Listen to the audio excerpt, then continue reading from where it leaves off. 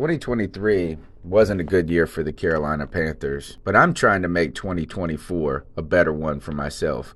Get started on your resolutions with Factor so you're ready for the new year. Factor's ready-to-eat meal delivery takes the stress out of meal planning and sets you up for success in the new year. Skip the grocery stores, prep work, and cooking fatigue. Instead, get chef-crafted, dietitian-approved meals delivered right to your door. With over 35 meals to choose from per week, including keto options, calorie smart, vegan plus veggie, and more, plus over 55 weekly add-ons, you'll have a ton of nutritious and flavorful options to kickstart your resolutions. Skip that overpriced takeout trap. Factor is cheaper and way more delicious than takeout. Get chef-crafted, restaurant-quality meals delivered right to your door, and they're ready to heat and eat in just 2 minutes, which means more time for you. Head to factormeals.com/C350 and use the promo code C350 to get 50% off. That's code C350 at factormeals.com/C350 to get 50% off. Carolina Panthers fans have an insatiable thirst for Panthers news and opinions. Only one podcast roars ferociously. It's the C3 Panthers Podcast. What's the deal, Panther fans? It's your boy, the Professor, a.k.a. Tony Dunn. It's the C3 Panthers Podcast, brought to you by CarolinaCatChronicles.com, where every Tuesday night we chop up the latest Panthers news and opinions. I'm hanging out in the Vivid Seats studios with my homeboys tonight. Cody Lashney in the house. How you doing? Tony Dunn, we have made it through 6 weeks of professional football. Holy shit, we are on to a bye. The chat room is lit. Underground West, Antoine Anderson, Ken Dye, Legacy Lynn. Everything is rolling. I'm here wanting to talk about some Panther football. Tony Dunn, ain't nothing to it but to do it, brother. Let's roll. Who else we got in here tonight? CK's in the house. How you doing, my friend? Living the dream, man. Feeling a little under the weather, but not emotionally, just physically. Well, you should be happy because the Panthers are on a 4-game win streak, and things are looking up right now, except for the conversation tonight will not be one just of celebration, but the continued hair pulling out. You don't got any hair. You've already pulled it all out based on the Cam Newton conversation. Greg might pull his beard out. Look, he already pulled his hair out, too. He might pull his beard out after we start talking about this Cam stuff. Greg, the Bat Daddy, or should I call you the Stat Daddy? How you doing, my friend? Yeah.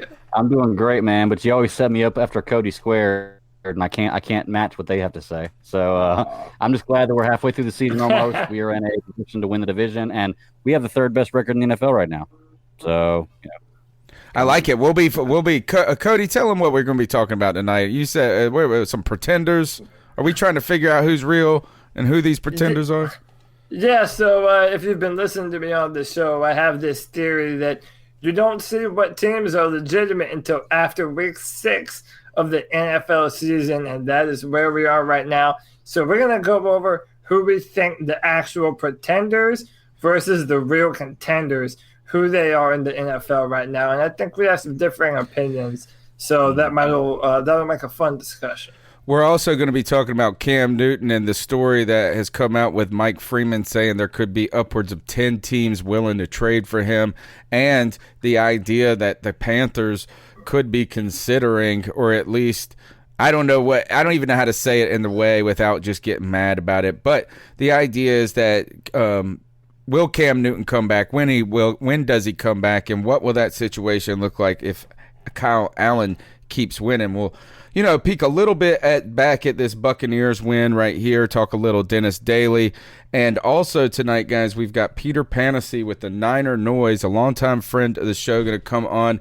And already we got a long time with the bye week ahead of us, but we're already preparing for this Niners team. So if you guys are ready to talk Panthers, go ahead and smash that thumbs up button, subscribe to the podcast, and remember, if you're trying to get to a game, check out Vivid Seats and use the promo code OVERTIME. They can save you up to $100 on your first ticket purchase. That's Vivid Seats, promo code OVERTIME. Let's get into it, guys. We can't not. I don't know if there will be a time. In fact, I've been saying this, is that until Cam Newton is not a Panther, And even probably after that for a while, there may not be a show we ever lead with anything but Cam discussion. It's been this way for 8 years. I see it for the rest of the time here. The Panthers win, guys. We extend the win streak to 4-0, and then some rumors with an Adam Schefter report saying, I don't know what it said, guys. What have you guys heard about the Cam stuff before I tell you what I've heard? So everything that I've heard is that one anonymous AFC executive said that he knows at least 10 teams would be interested in trading for Cam Newton, which says a lot of really high-up people in the NFL believe. Do you believe Cam that? Newton has juice left to him. Well, I mean, listen, this is just what people report.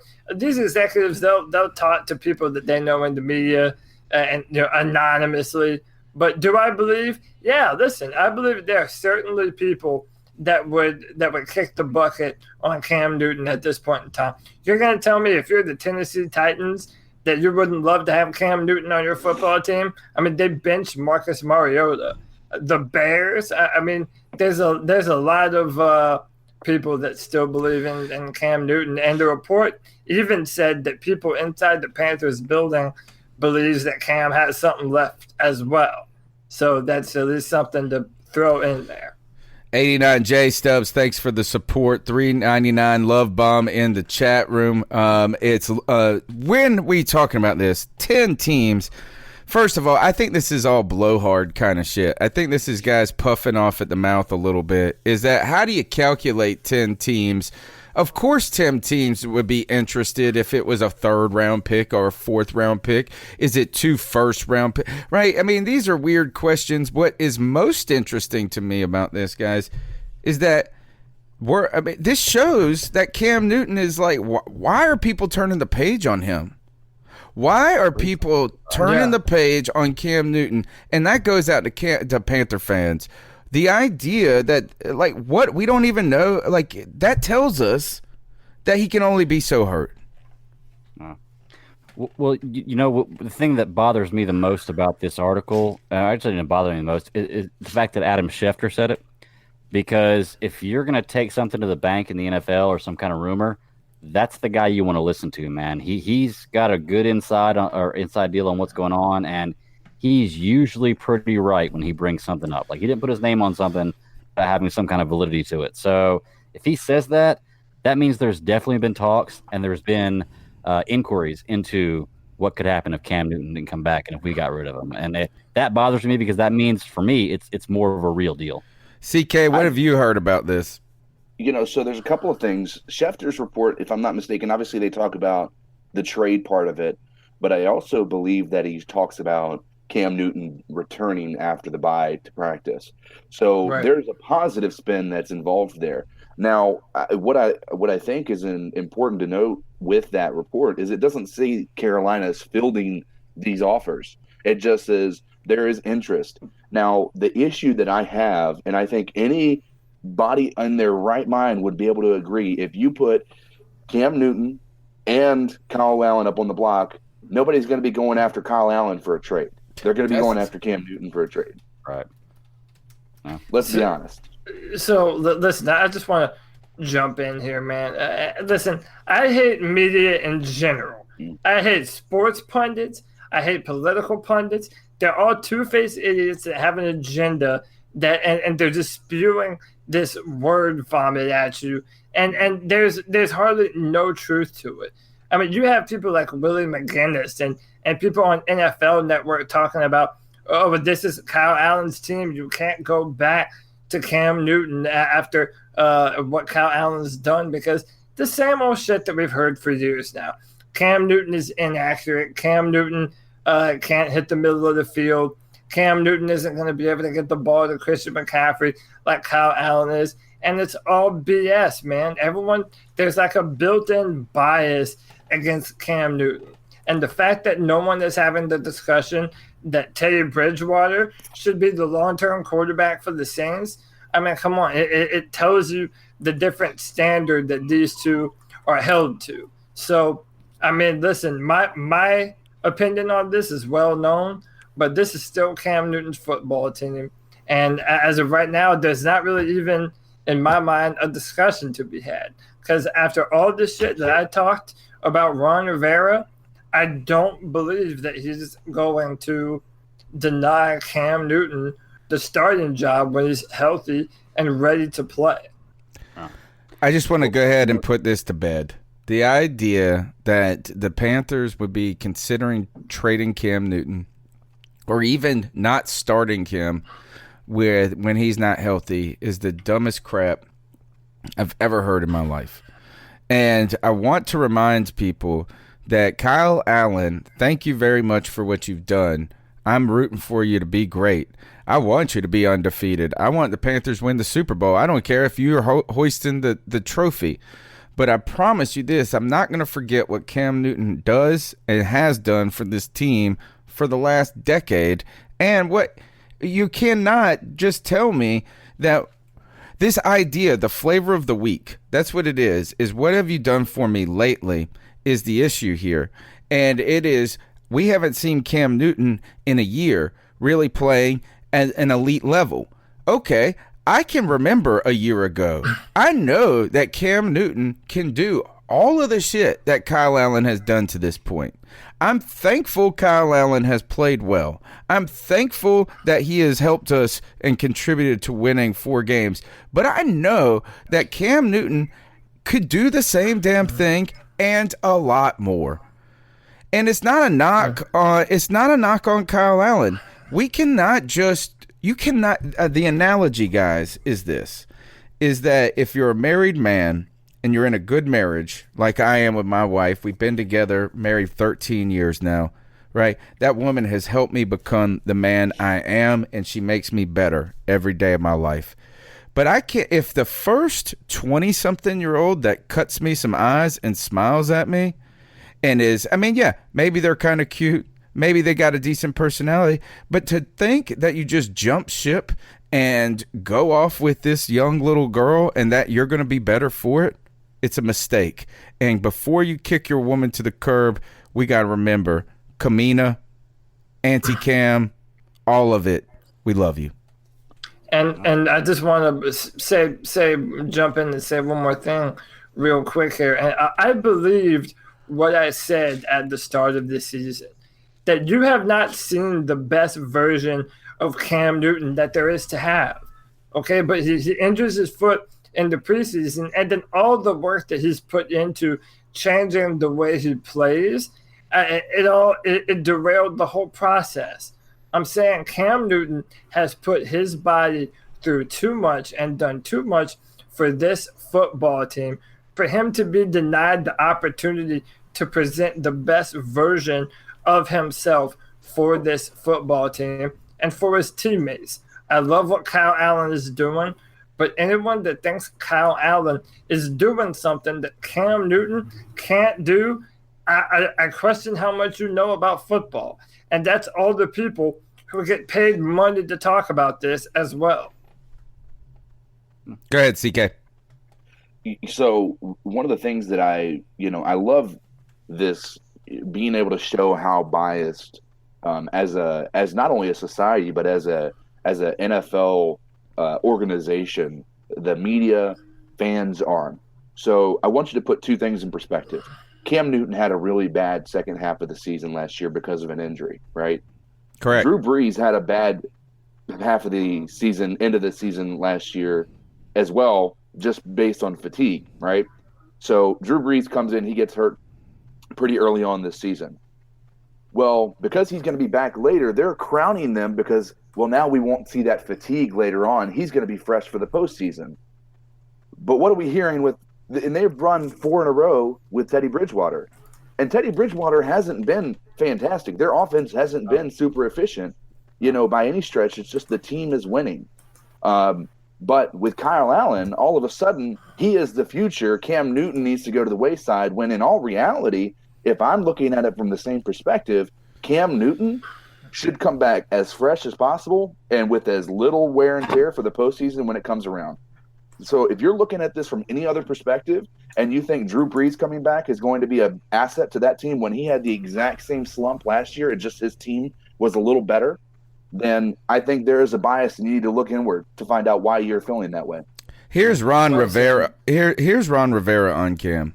Ron, there's a report from last night from Adam Schefter about Cam Newton returning to practice after the bye week. Can you confirm that report? No, I can't. The problem with it is, Cam has epitomized, what we asked of him of being a captain. He's been there in support of his teammates. He's been around. And when we met, when we first got together and talked about this, we told him, hey, we're not going to put pressure on you. We're going to hold tight. We'll hold the fort down. Our guys will play. So until he's 100%, until he's ready to roll, we're not going to address it. I mean, he's done everything we've asked, and and the people have been well, Wagner's not been around. He's been around. We just don't want him standing on the sideline for 4.5 hours, for no reason. And that's the unfair thing about it. We didn't want to take him on an 8.5-hour, 9-hour flight. So I think people need to understand that the young man's done everything we've asked. I'm trying to stay true to what I told him. I'm not going to put that kind of pressure on. And so until we have it confirmed with our doctors and stuff like that, we're going to, continue to do what we're doing. You have to be, you said.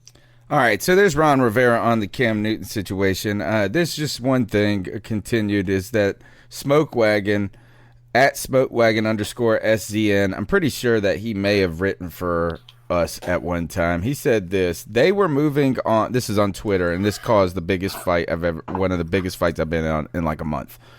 They were moving on from him after this year, healthy or not. Roughly 20 million reasons why. Everyone thinks this is sudden based on the injury, when in fact the injury just moved up the timetable. This was the plan when they invested a third-round pick into Will Grier. And I just call bullshit completely on that perspective. Is the idea that our plan had something longer. Ron Rivera and Marty Herney, their whole plan this year was if Cam didn't work, they likely were out of a job.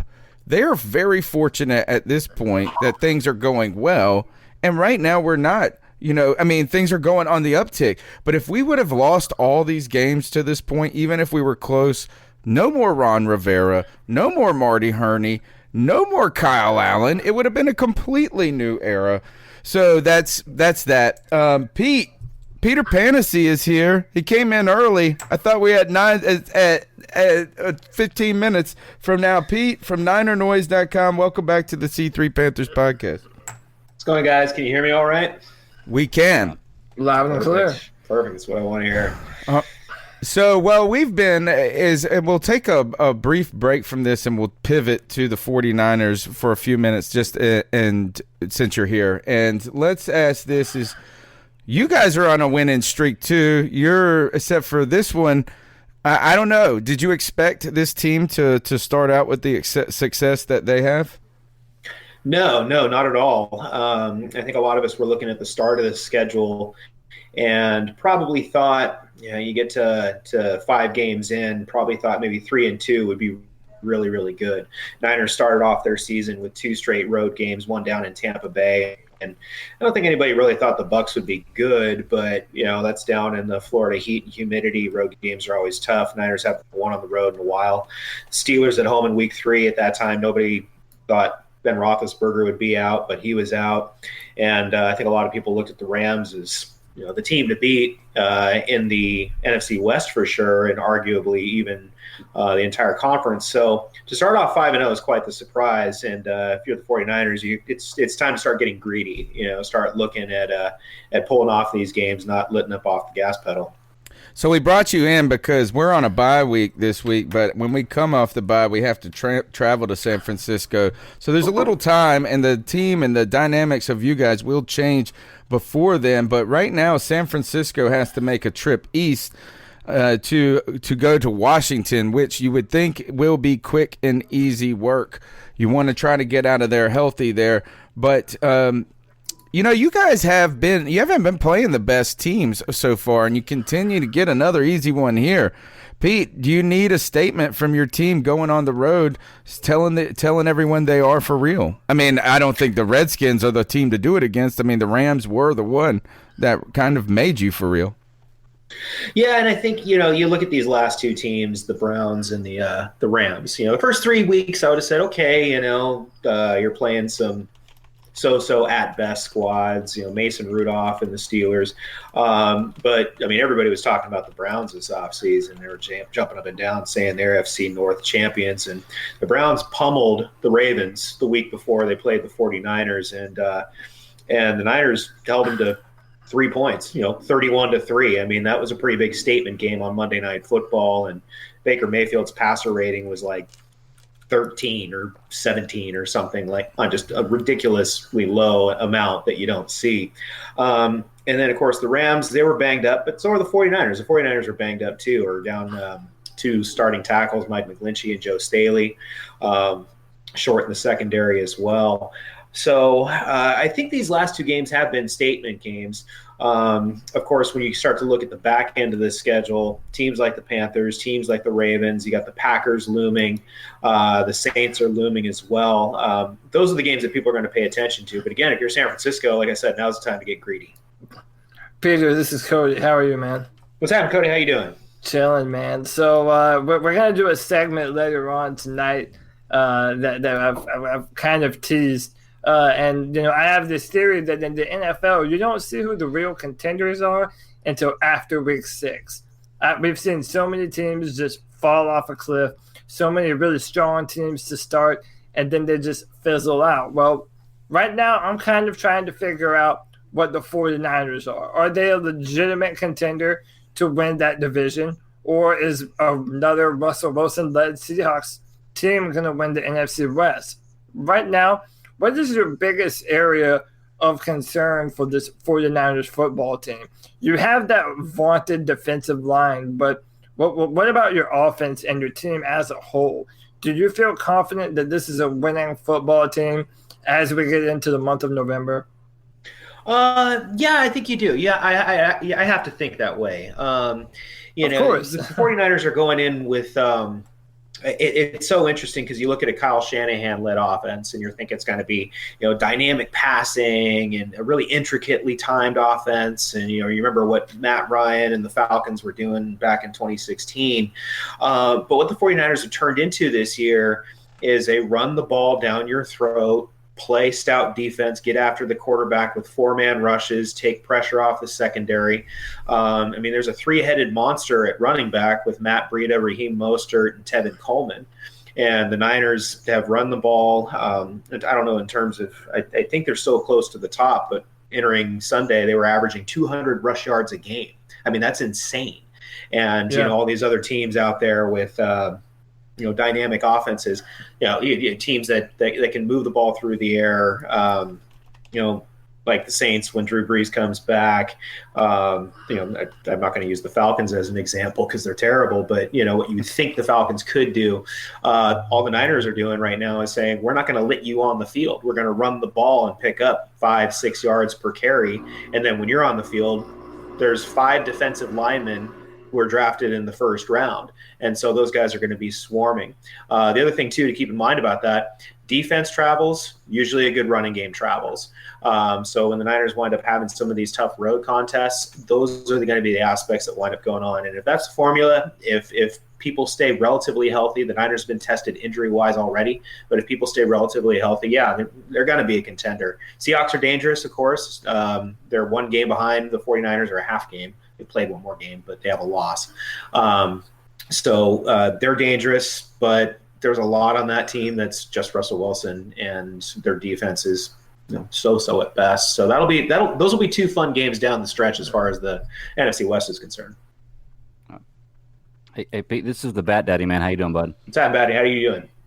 I'm doing all right, man. Going on to what Cody was saying earlier about we're going to do our segment later with pretenders and contenders, and while I look at the 49ers, and I agree, you guys have an amazing rushing attack, and you have a really legit defense. I mean, if you got, like you said, you got 5 first-rounders on the front line, and that's amazing. I look at y'all's division, and I look at the Seahawks and the Niners, who have 1 loss between the 2 teams. Neither one of y'all have played a team that's over 500, with the exception of the Seahawks. They played the Ravens, and they lost to them. So when I look at, I've got to see more. I've got to see more of contending teams fighting against this division before I put my faith in this division, because the Seahawks are good every year. You know, I'm a huge Russell Wilson fan. I think he's a phenomenal quarterback. He's first ballot Hall of Famer. But I'm just looking through y'all's schedule right now, y'all's schedule and the Seahawks schedule, and y'all have played nobody, like absolute nobodies. And I'm not saying that y'all are not a good team, y'all are fake, but I want to see y'all play somebody that is actually at least 500 before I start to put my eggs in that basket, because you know the competition means a lot. I think what you guys finished last year? It was 4 wins, 4 and 12. You'll have a last place schedule, so y'all should have an easy schedule ahead of you. So what do you think? And I know this is kind of touching on what you were just talking about. You know, do you think that they're going to continue when they start to see more competition to dominate like they are, because they're dominating right now? A lot of teams are playing, or do you think they're going to kind of regress to the mean as the season goes on? Well, I mean, it's projecting way far out. I mean, the Rams were above a 500 team until Sunday. Shot them down to 500. It's by Jared Goff. Oh, you can't use play action. Now what? But, you know, I mean, I think a lot of 49er fans want to see that, you know, based off what you've seen from the offense and from the defense. I mean, the pass offense hasn't been overly dynamic. Niners are still waiting for a wide receiver to step up, but hey, George Kittle's doing good. So you're going to be circling those games like the Ravens in what, December? I don't have the schedule in front of me, but that's going to be a winter game in Baltimore. The Packers, the Saints, the Seahawks, the Panthers. The Panthers coming to town. If that was, you know, I would be our defense exceptionally worried on the road for that game. At home, you know, I don't know how well Carolina's traveling this year, but we're traveling you know, well. Okay. We actually our home games are where we stink. Is that it's weird how that works? Some years you're just like, what's going on? So, but I mean, yeah, the second half of the schedule is brutal, and I was going on CanBR, the 49ers flagship station, just before the regular season started. And, you know, just looking at the back end of San Francisco's schedule, you look at those final 5 games at Baltimore, at New Orleans, home against the Falcons. Falcons are playing like a Pop Warner team. Versus the Rams. The Rams aren't as good as we thought. And then at Seattle, you know, those last 5 games, and then the last 6 games in week 12, it's hosting the Packers. So, you know, that stretch is going to be a real challenge for San Francisco. So, yeah, I agree with you. I mean, there's going to be a need for that. I won't say a statement game. I think the 49ers have made statements the last 2 weeks by dominating their opponents. But now the next challenge is you need to go up against a team that is, you know, maybe a 1 or a 2 loss team this deep in the season, and either win a tough, gritty, hard-fought game, because that's a statement. You know, if Carolina and the Niners are going back and forth, you know, winds up being a 24-21 game, or, you know, same thing with the Packers, or, you know, one of those Seahawks games, same thing. Then yeah, you know, that would be a statement win of another kind. And I think that's kind of be the next step for the 49ers in order to kind of keep that, hey, look, you're at the top of the league right now as far as where your standings are. Okay. Kind of a round question, but try to answer it as best I can.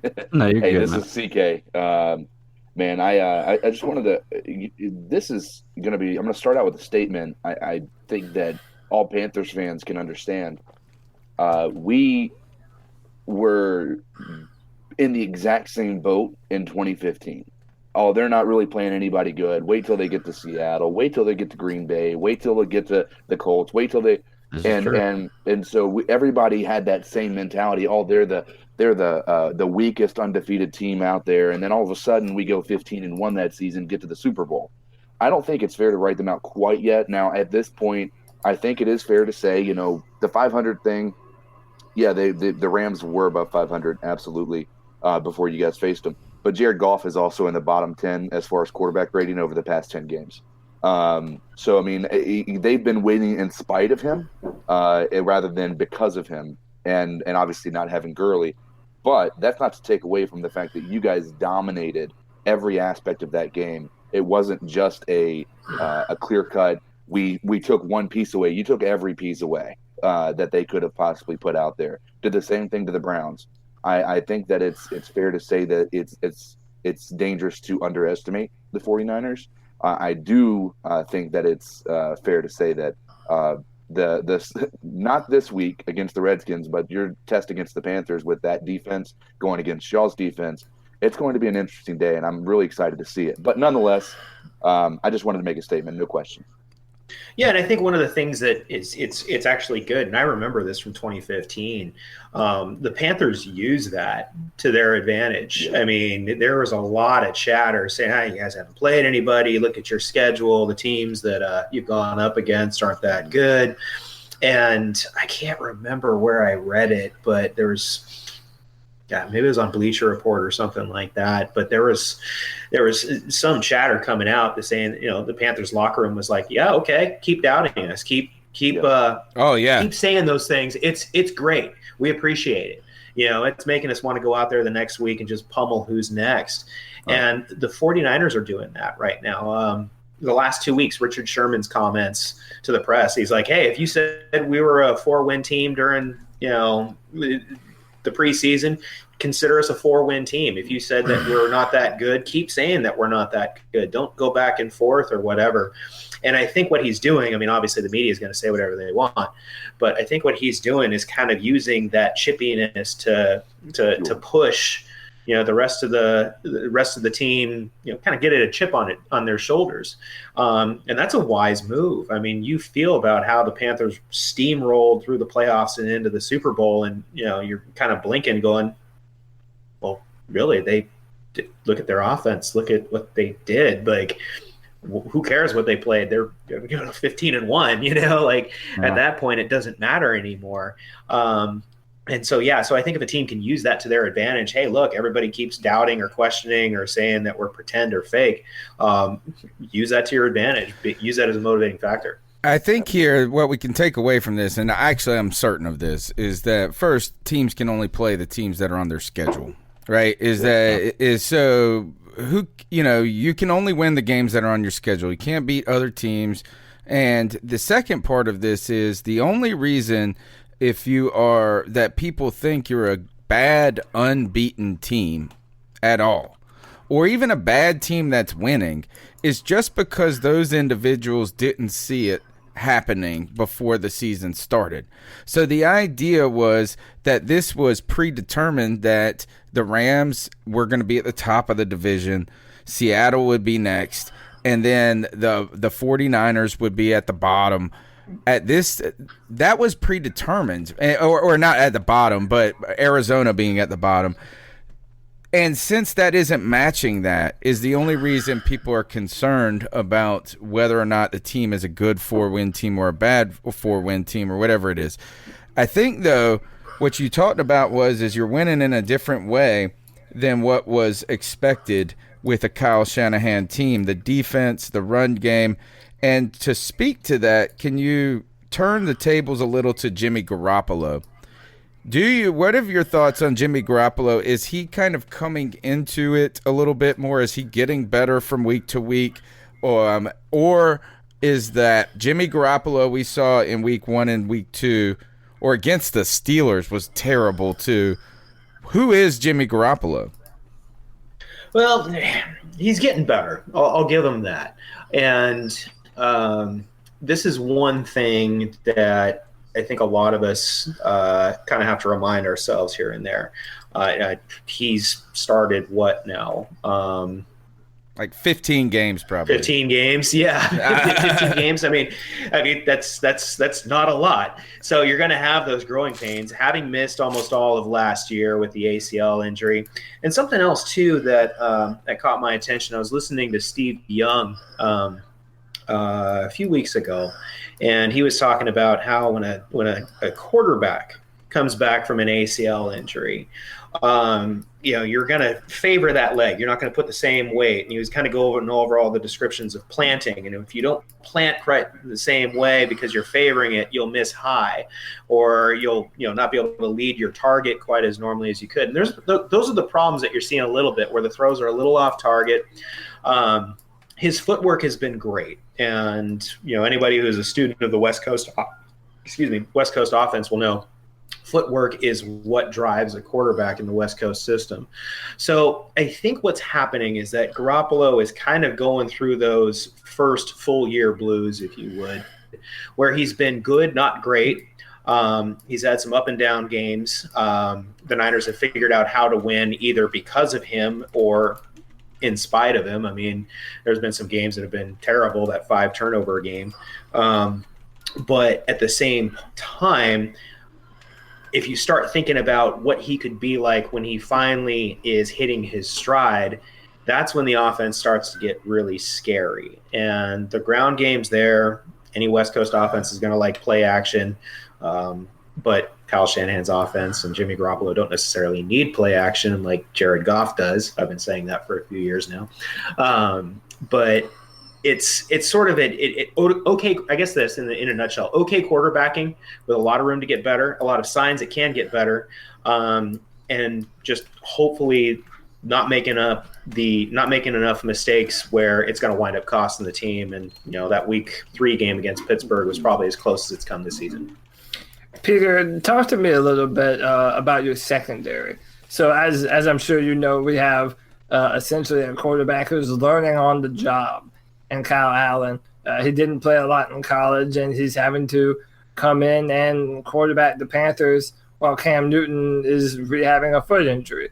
From what I've seen, it seems as though the 49ers really do have a really good secondary. They seem fast. They play the football. My question to you is your secondary, is that just a product of your pass rush being so vigorous and getting home, or do you actually have one of the better defensive backfields? And just overall, how do you feel about the corners and the safeties on the 49ers right now?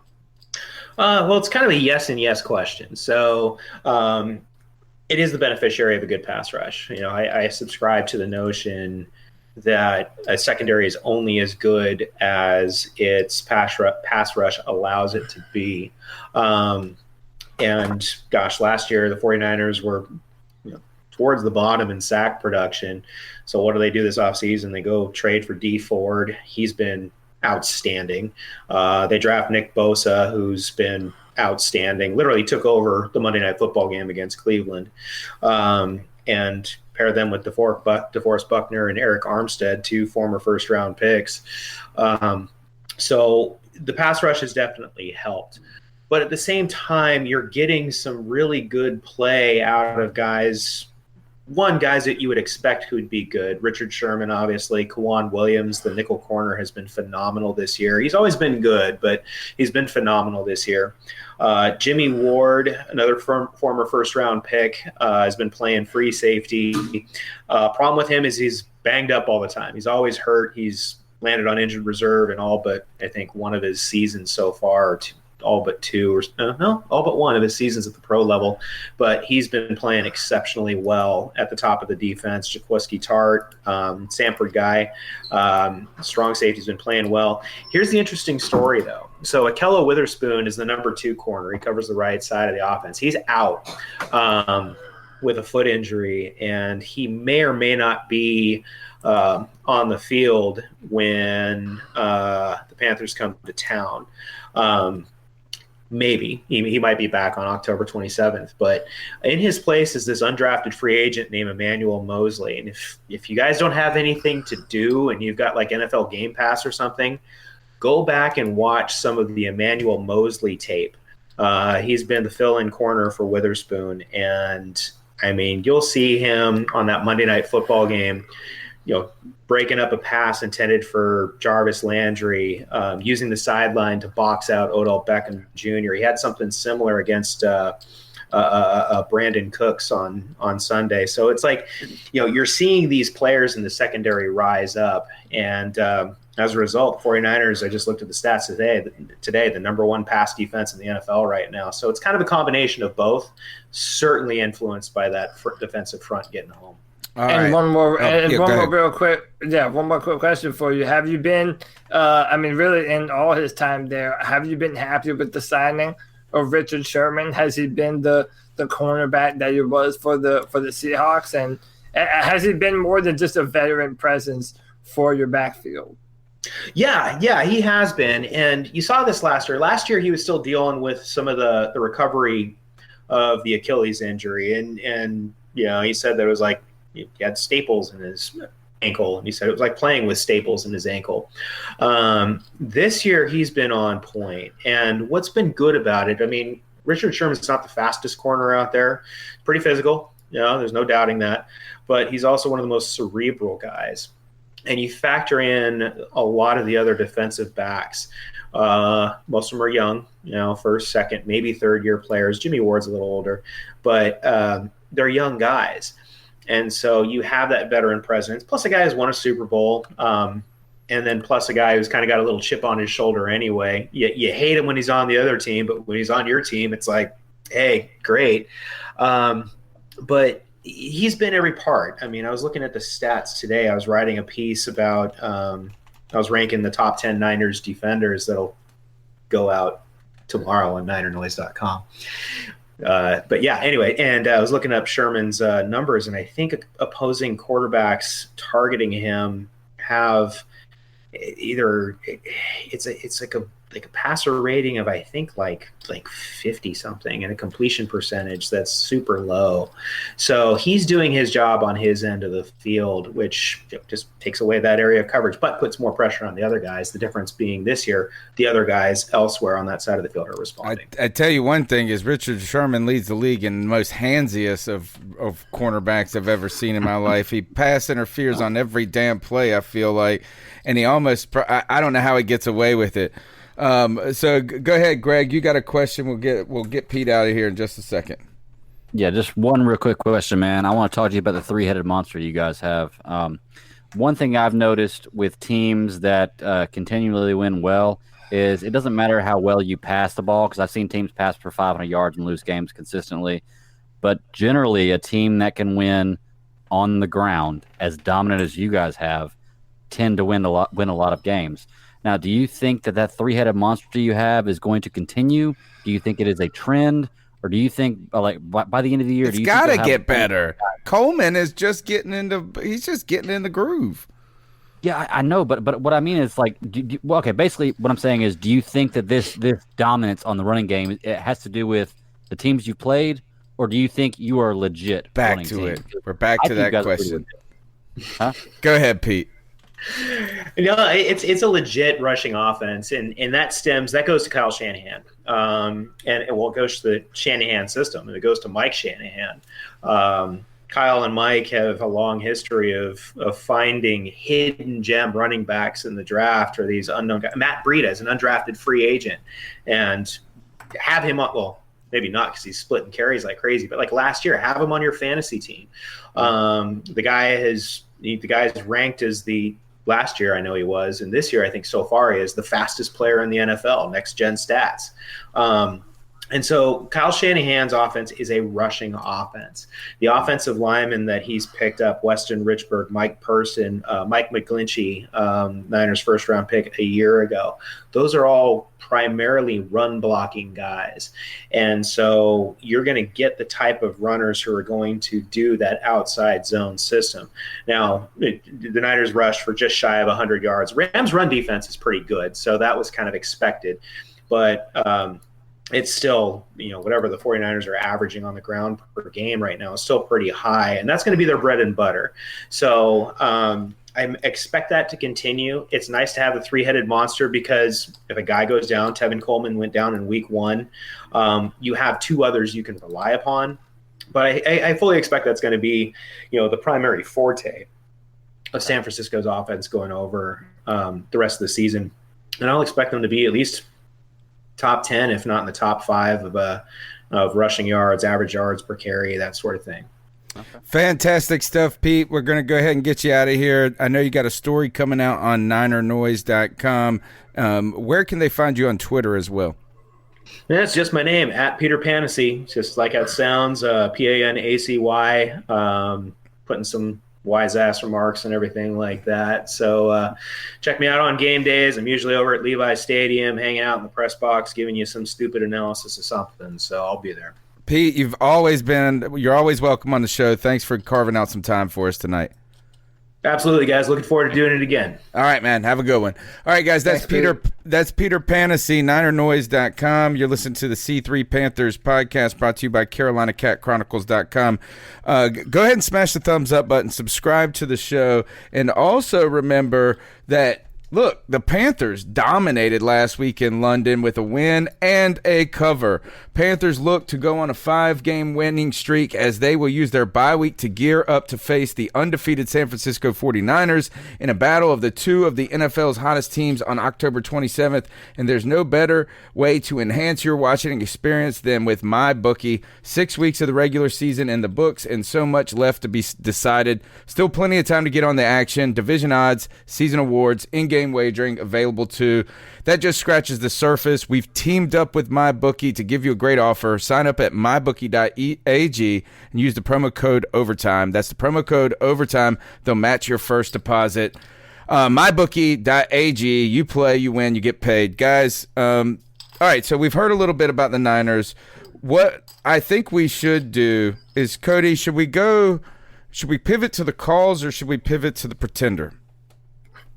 Let's do the calls. All right. So we're going to go ahead. Look, first, this show is made because, look, people on the show are just fans of the Carolina Panthers. People who dominate this show, right, are the people in the chat room, the people that call into the Cat Calls line. The number's 252-228-5098. You guys always bring the best conversation, and we love having you as part of the show. Let's see what you got to say this week. So what are your thoughts on catcalling? Yeah, it's pretty you shouldn't do that to somebody. And how did that make you feel? Very uncomfortable. So how do you think catcalling makes the person feel? It feels good, like... Who's that cat sitting in the back corner with his face buried in his nose? Who's that kid that can use one?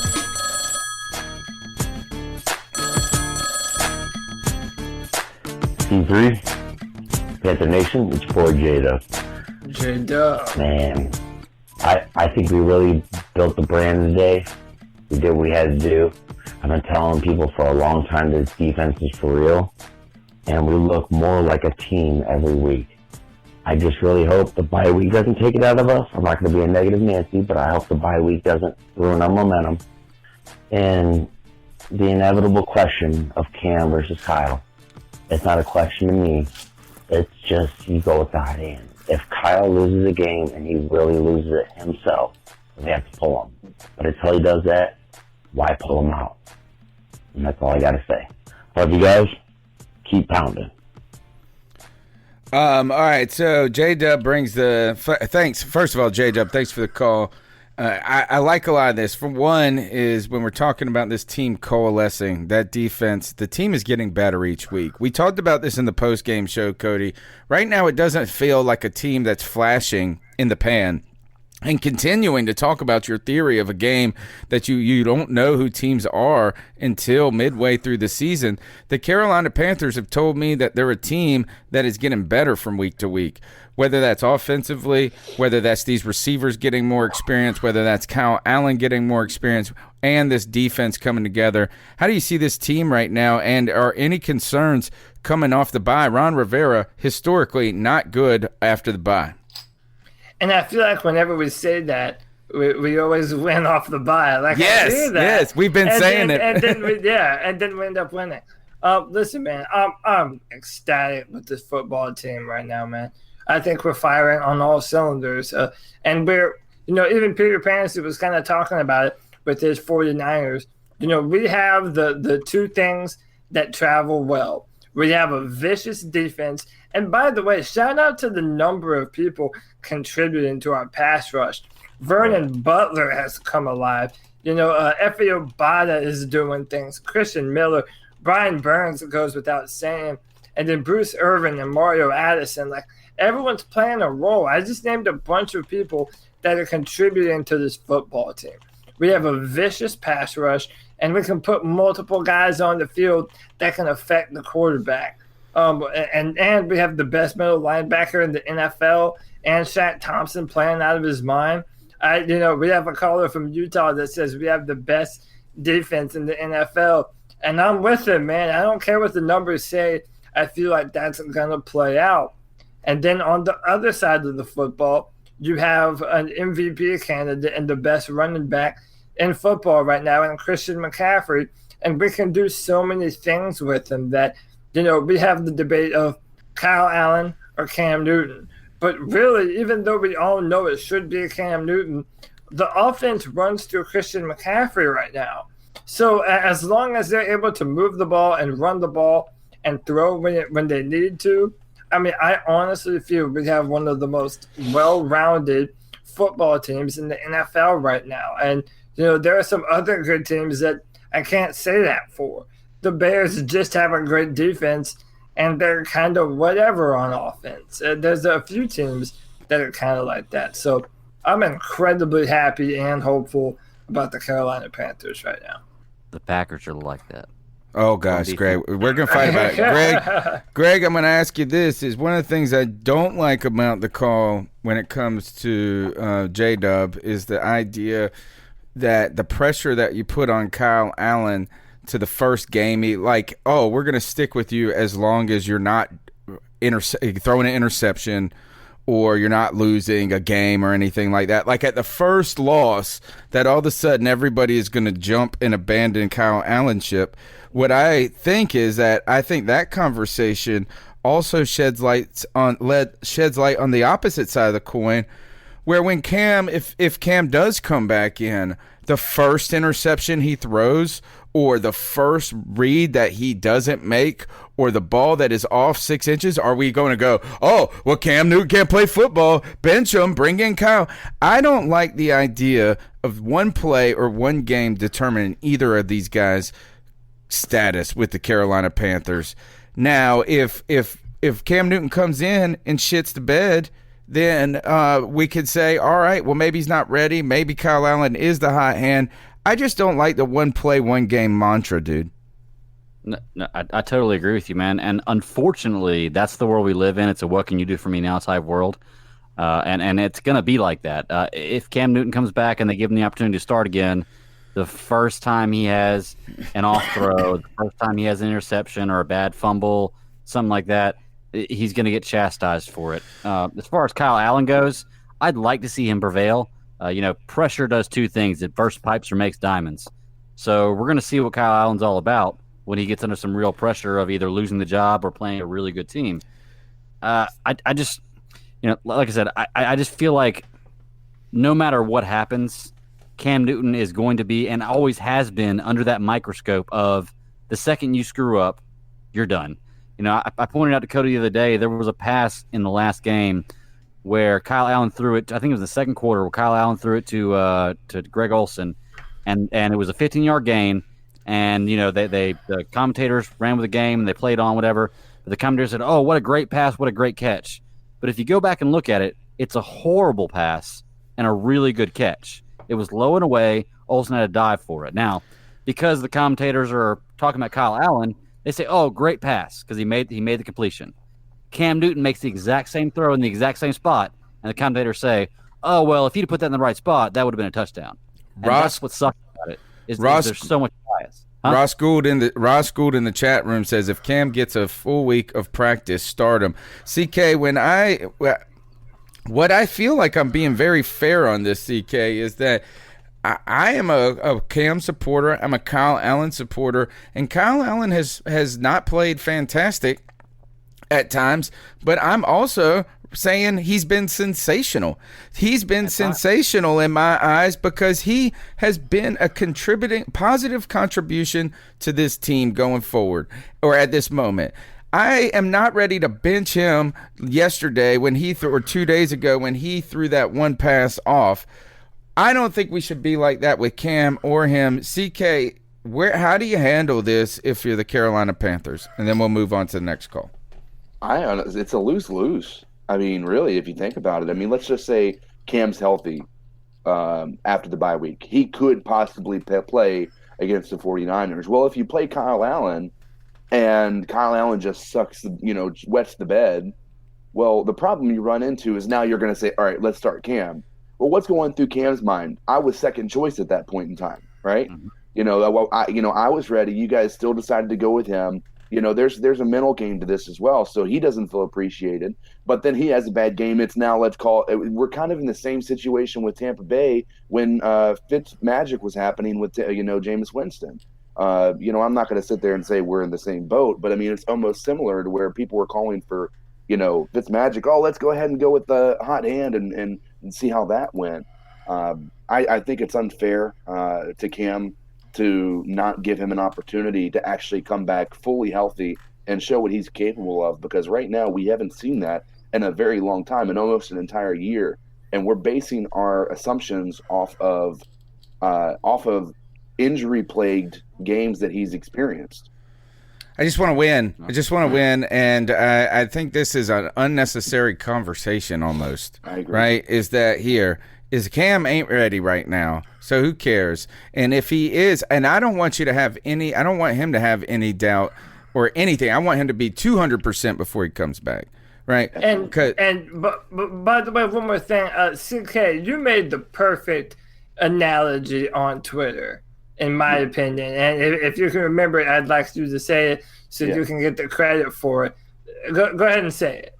So Kyle Allen, there's a couple of points that I made with this. Kyle Allen is basically Case Keenum from 2017 with the Vikings. 100%. They didn't win because of Case Keenum.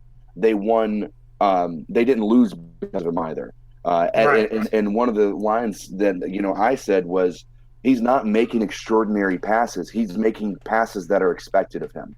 Those are things that any quarterback should be able to throw. He's not throwing dimes that are just incredible. I mean, there are a few certainly, but even if you look at the deep balls, there's nothing that's leading the receiver and allowing them to actually go and score a touchdown. It's a lot of times it's thrown short. And so there's not you're not dealing with an elite quarterback. And so the problem you run into when you try to compare the two is it's just not a fair comparison.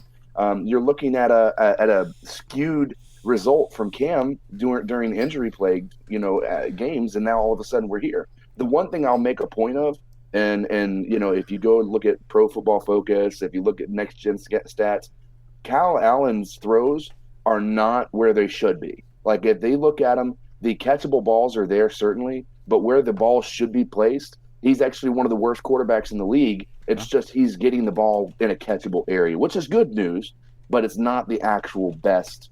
It's not – the stats are misleading at this point. So, anyway. He throws an easier to catch ball. I will say that. He throws an easier to catch ball than Cam Newton does. Sometimes you don't need that 100-mile-an-hour zip, and that can affect our receivers. But I think that is the difference. I don't think he throws the ball better necessarily. He throws it different.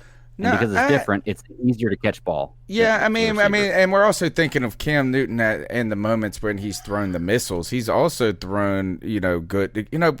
It's unnecessary. Yeah, it's unnecessary. Remember this is that. Thank you, Kyle Allen. Sensational. But here is the thing: is that the Panthers had 5 interceptions, a fumble, turnover. Right? I mean, we've been sacking he's been getting a little help.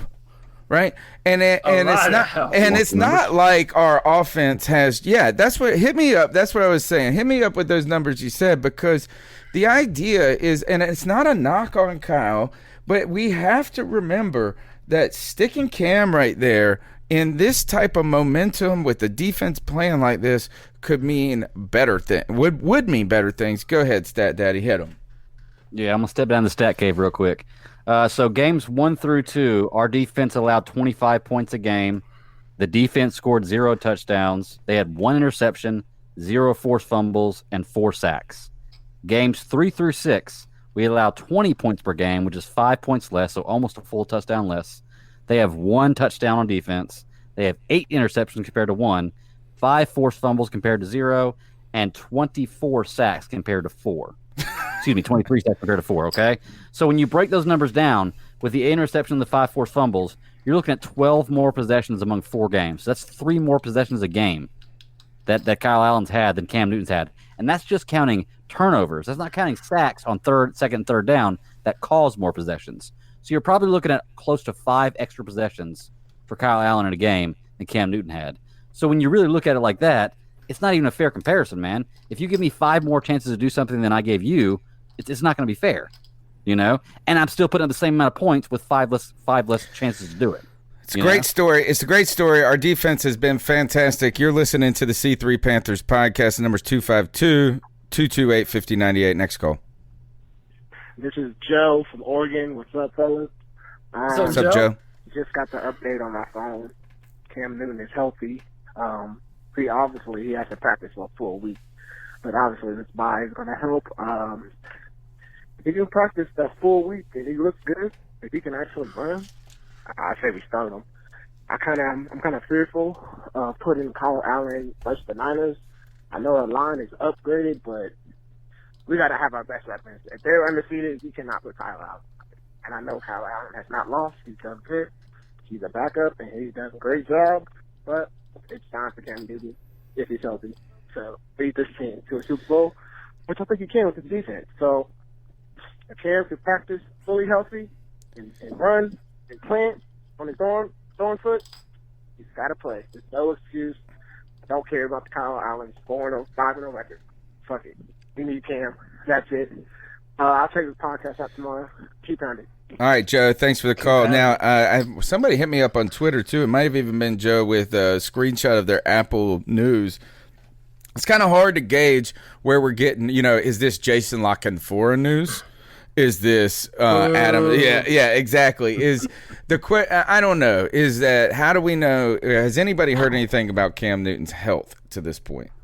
So as far as the health is concerned, I think we've pretty much stated all the information that there is. So has anybody heard that he's healthy right now? Apparently Cam Newton is healthy, and from what I'm hearing, they intend to start practicing him after the bye week. So as we start to prepare for San Francisco.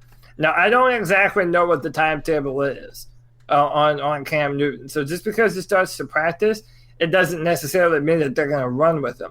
But I'm glad that Joe brought that up, because this is a question that I have for all of you. And I think that all of us could so easily see this scenario, right? Kyle Allen's 4-0, and he's played great. But then here comes Cam Newton after the bye. And now he has to come back against that 49ers pass rush.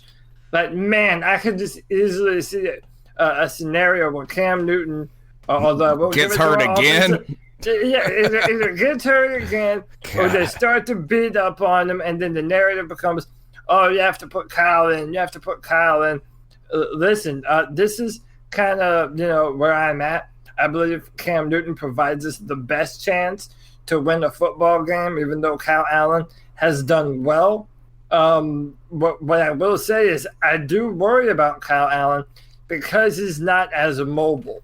And if you saw what the 49ers did to Baker Mayfield, dude, they gave Baker hell. They gave him all he could handle. Now, when you have a more mobile quarterback like Cam Newton, it does have to keep them more honest. So I don't know. What do you guys, if Cam Newton is healthy, do you want him to start against San Fran or at home against the Titans? I want him to start right away if he's healthy. But I also think that really just tells us what is really healthy, right? And what I mean by that is that if you're worried about him because he's playing a tough pass rush, then he's not really healthy. He's delicate. He's too fragile. Then that means you're not healthy. You're almost healthy, or you could be healthy, but you're so worried. And the other thing is, do you think that when they bring him back, that he's just going to be on wide open when it comes to mobility? I think that they're going to try to shelter and protect him. So for me is that I want to just say this is that, you start him whenever he believes in his mind and the coaching staff believes in his mind that he's going to go out there and he's not going to play scared. Well, I got a question for you, all three of y'all.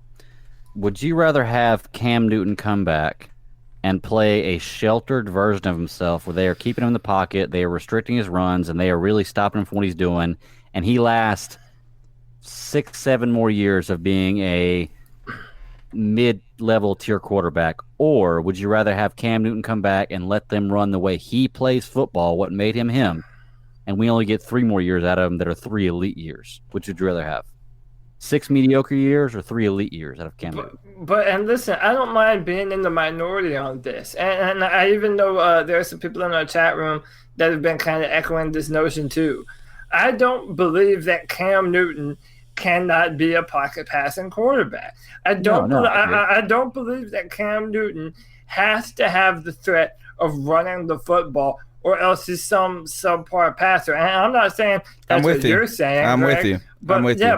But especially knowing, like, you know, a lot of people tried to poo-poo this new throwing motion and, it's not that different. Listen, Cam Newton put real effort into changing the way he plays football. He knows that is a legitimate criticism, that when you run the football all the time, your body just isn't going to hold up like that. What I'm saying is Cam Newton, when he comes back healthy, deserves the right, like Drew Brees did with New Orleans, to show that he can transition to the second phase of his career. He's only 30 years old. We're not talking about a 37-year-old quarterback. I'm saying let Cam evolve. Evolution is the nature of the universe, man. And Cam Newton has deserved the right to show that he can come in and you know, transition to the next phase of his career. And I think that if he does that, then we're going to continuously be one of the best teams in football every single year. I want to echo a sentiment here. You know, first let me go to the question that Tony asked, which is, do we want him to start against San Francisco or the Titans? Well, the problem is, if they don't start him against San Francisco and he comes in and he beats the Titans, what are the people going to say? It's a shitty Titans team. Yeah, exactly. Now, if he comes in and he faces the 49ers and he loses, well, guess what? It's a lose situation there too. We should have started Kyle Allen. The hypotheticals are so tough because you don't know what to expect. I think if he's healthy, he plays.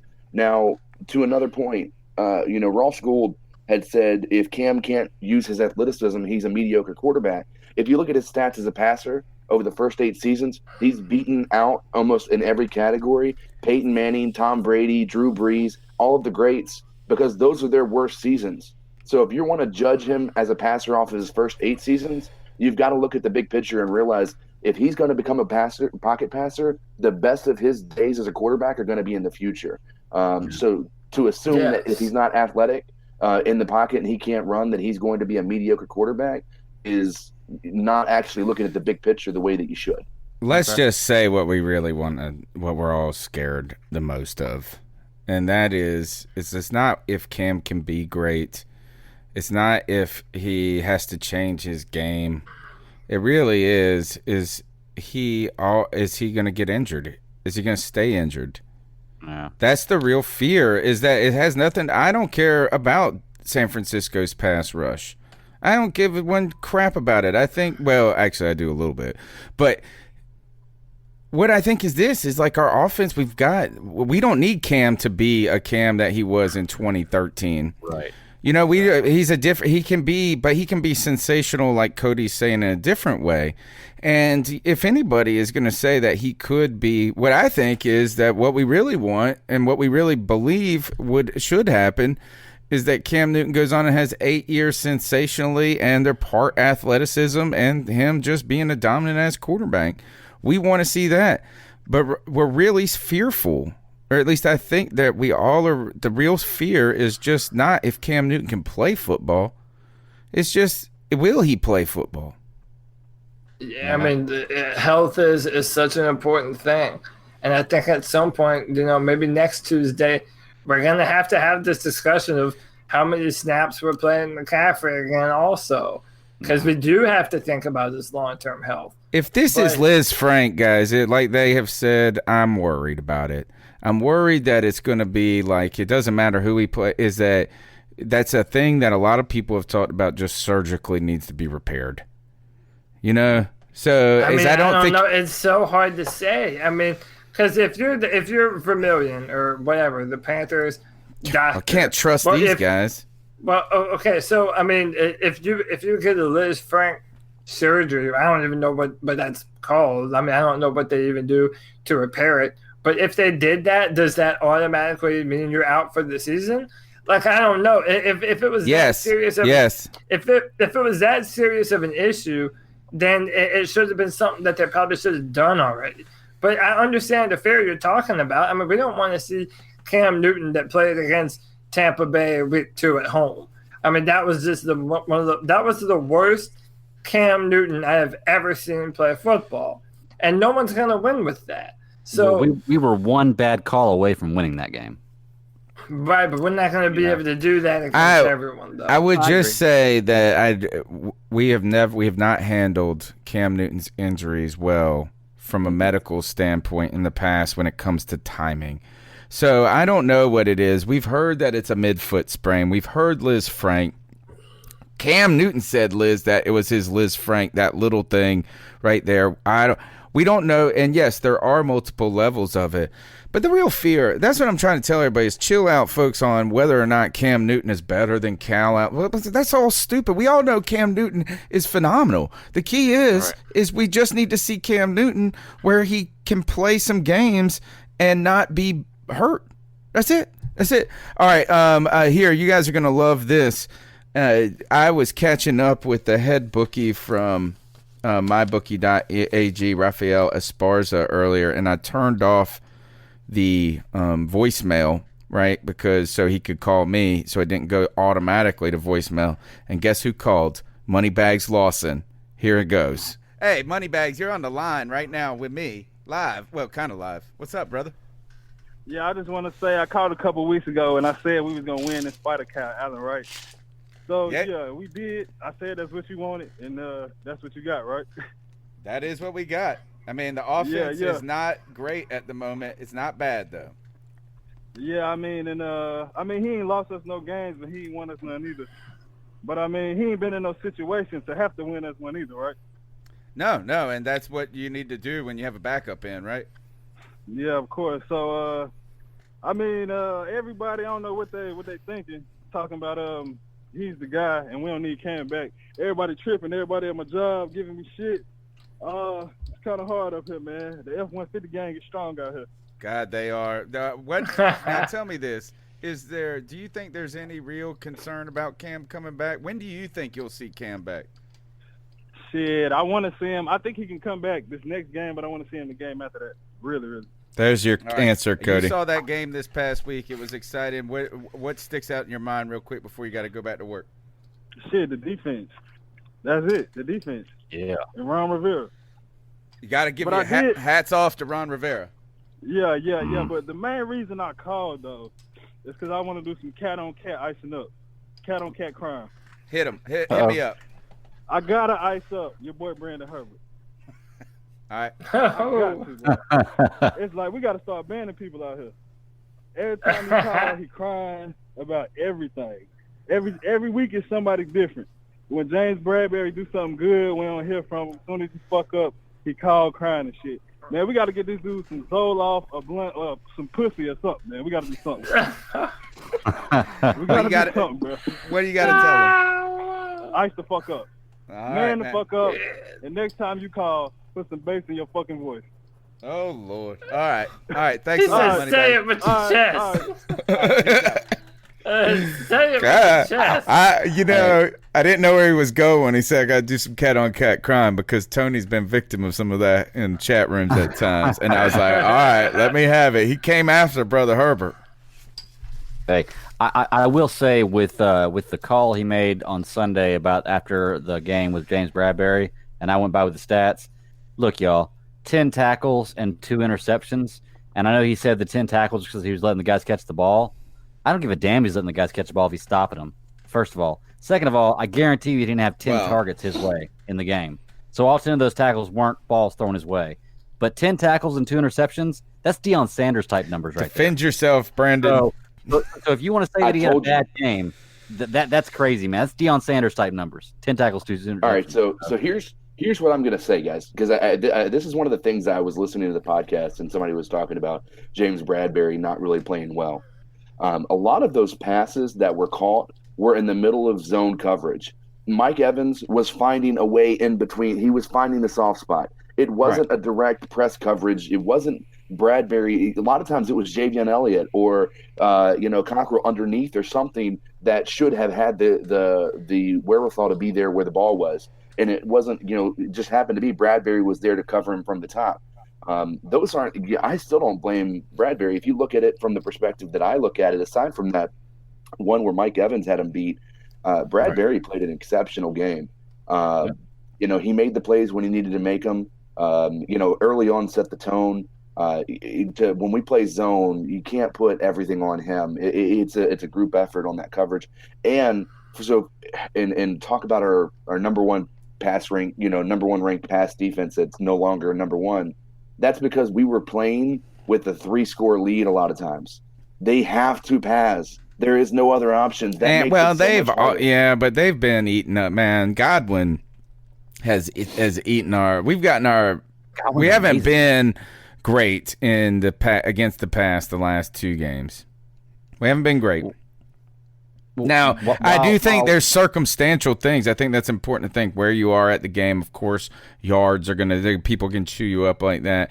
But here's the thing: is that we've done for 2 weeks what we need to do. That's it. Well, we got to keep doing that. Go into San Francisco. This probably, while we have been looking, we were searching for our litmus test. We thought, think back to the trajectory of this discussion, guys. What we got is Arizona. We're no wins. You go on the road. Well, can we just get a road win? Can we get a road win with a backup quarterback? You get that win, then you go to Houston, and you start to say, man, Houston could really tell us, we win that game. It seemingly tells us a lot about the team, but we're uncertain about it a little bit because they didn't have a fantastic game offensively. Then our team goes and plays the Jacksonville Jaguars. We're able to prevail in that with a team that is not bad at this point with a decent defense. So that at that point, your offense beat a good defense. But previously, or your defense. So now we won in London. You can only win the games that are on your schedule again. The 49ers, that's a real damn litmus test at this point, Cody. Yeah, it is a real litmus test. Okay, so first off, Brother Herbert was not here to defend himself. I just want to say that before we go in. I love you. I love you, by the way. I love controversial takes. And listen, man, we accept it all, man. If you're a Panther fan, if you're not a Cam Newton fan, I don't know what your problem is, but hey, man, look, whatever you believe, you're able to come here. You're able to come here and talk about it and talk Panther football because that's what this show is all about. Agreed. What I will say, though, is, man, how can you not be impressed with every single one of the members of our defensive backfield right now, man? Dude, listen, if you follow the Panthers on Instagram, they put out, it looks like an opening to an HBO show, the Steve's Avenue video. and whoever runs our social media account, they are A100, man. They're getting iced up at the end of this show. Oh, okay. Well, all right. Take that. But, listen, right now, I would say that out of everyone on our defense this season, James Bradbury might be the guy that I'm most impressed with. Take that jump. I kind of expected Shaq Thompson to do what he did. But James Bradbury, I was almost, not quite that far, but I was almost on Brandon Herbert's team. But, man, James Bradbury has been incredible. Yeah, he's changed what he's doing. He's changed the narrative for sure. And also, piggybacking on that, Shaq, bad news. I think his mother passed away, and he found out on game day on the way back from London. So we also, and in our minds, Nova Black, we know that he also is dealing with this. Continued sympathies from the C3 Panthers podcast. You're right, Cody. You can bring the takes. Is that you put it out there, you're going to deal with the feedback as well, and that's what I have to deal with. I got to deal with y'all jokers and y'all's feedback. Let's see what these suckers got to say next. I know last time y'all cut me off. I just want to let Greg know that Jay Bateman's not 22. He's been coaching for 22 years. So I just wanted to clarify that. But also, anyways, forget about the Tar Heels. Kyle Allen did a pretty good job in this last game. Our defense did step up. And I want to know something. Do y'all think Vernon Butler is a late bloomer? And if so, good question. Since he's been playing so good these last few games, do you think we should sign him to a really cheap 2-year deal? All right, guys. Keep pounding. Take it easy. Thanks for the call. Great question in a way, is Vernon Butler has been making his name been known.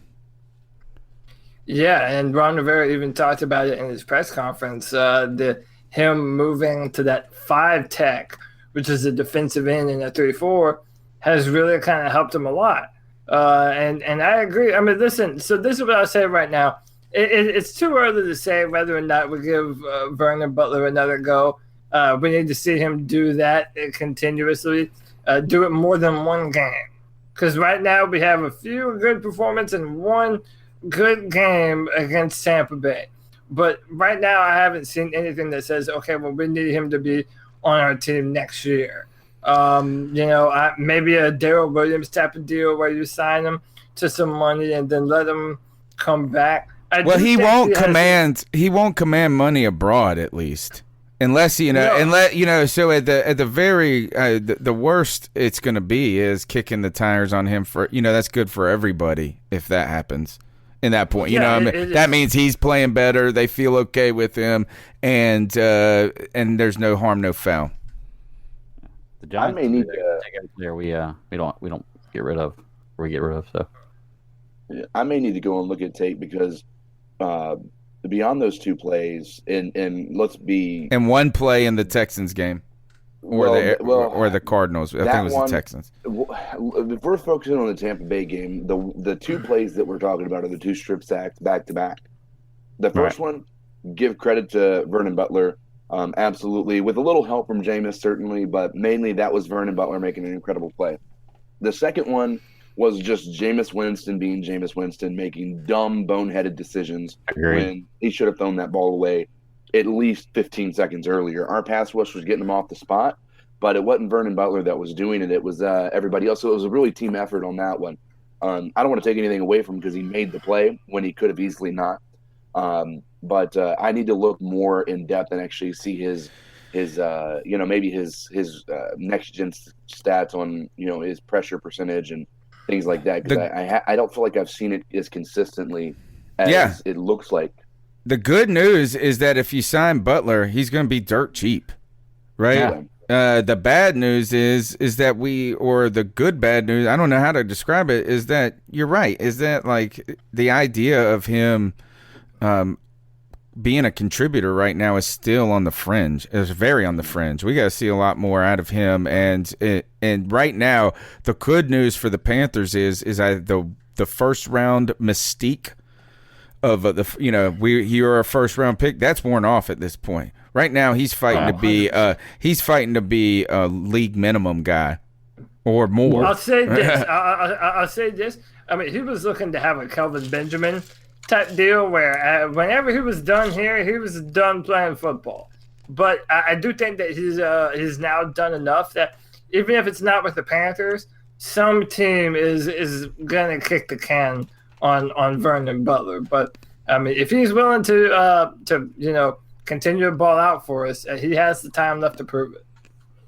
Well, the only question I have about the whole, we have a great defensive line, about the whole situation is when you have Bruce Irving and Gerald McCoy, Don Terry Poe, Mario Addison, Brian Burns, we have all these guys.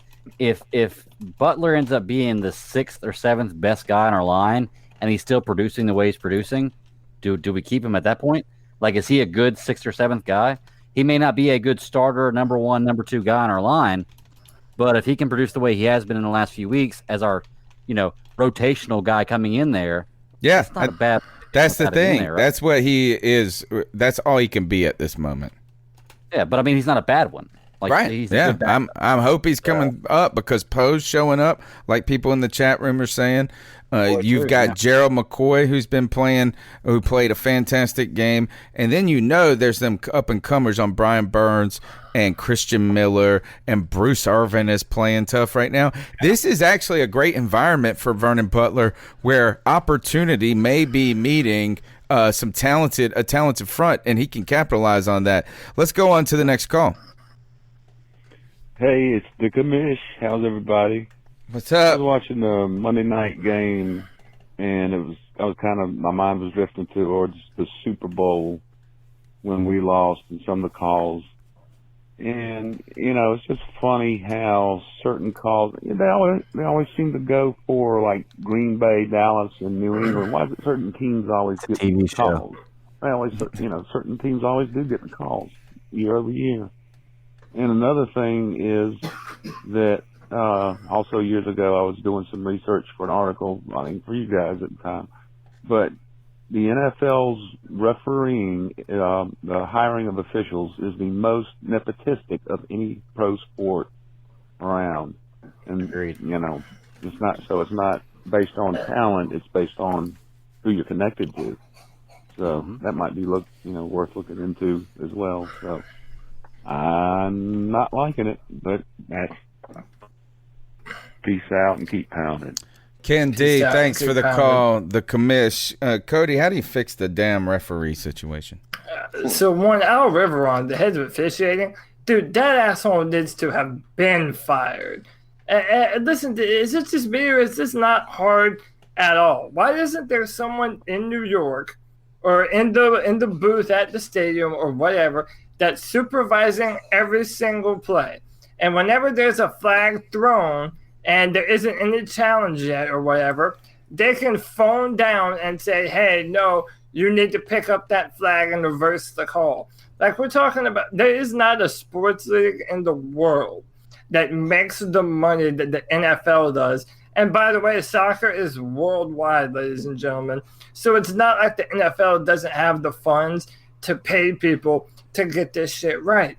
I don't understand anymore what they're doing because it's pissing people off to the point where, you don't even, like, listen, I'm not a Lions fan, but the Lions shouldn't have to have say, oh, well, we should have fought harder and played better when they came up with critical third down stops when it mattered the most. It's bullshit, and the NFL needs to do something about it, but their ineptitude just keeps the same cycle of stupid on a perpetual loop.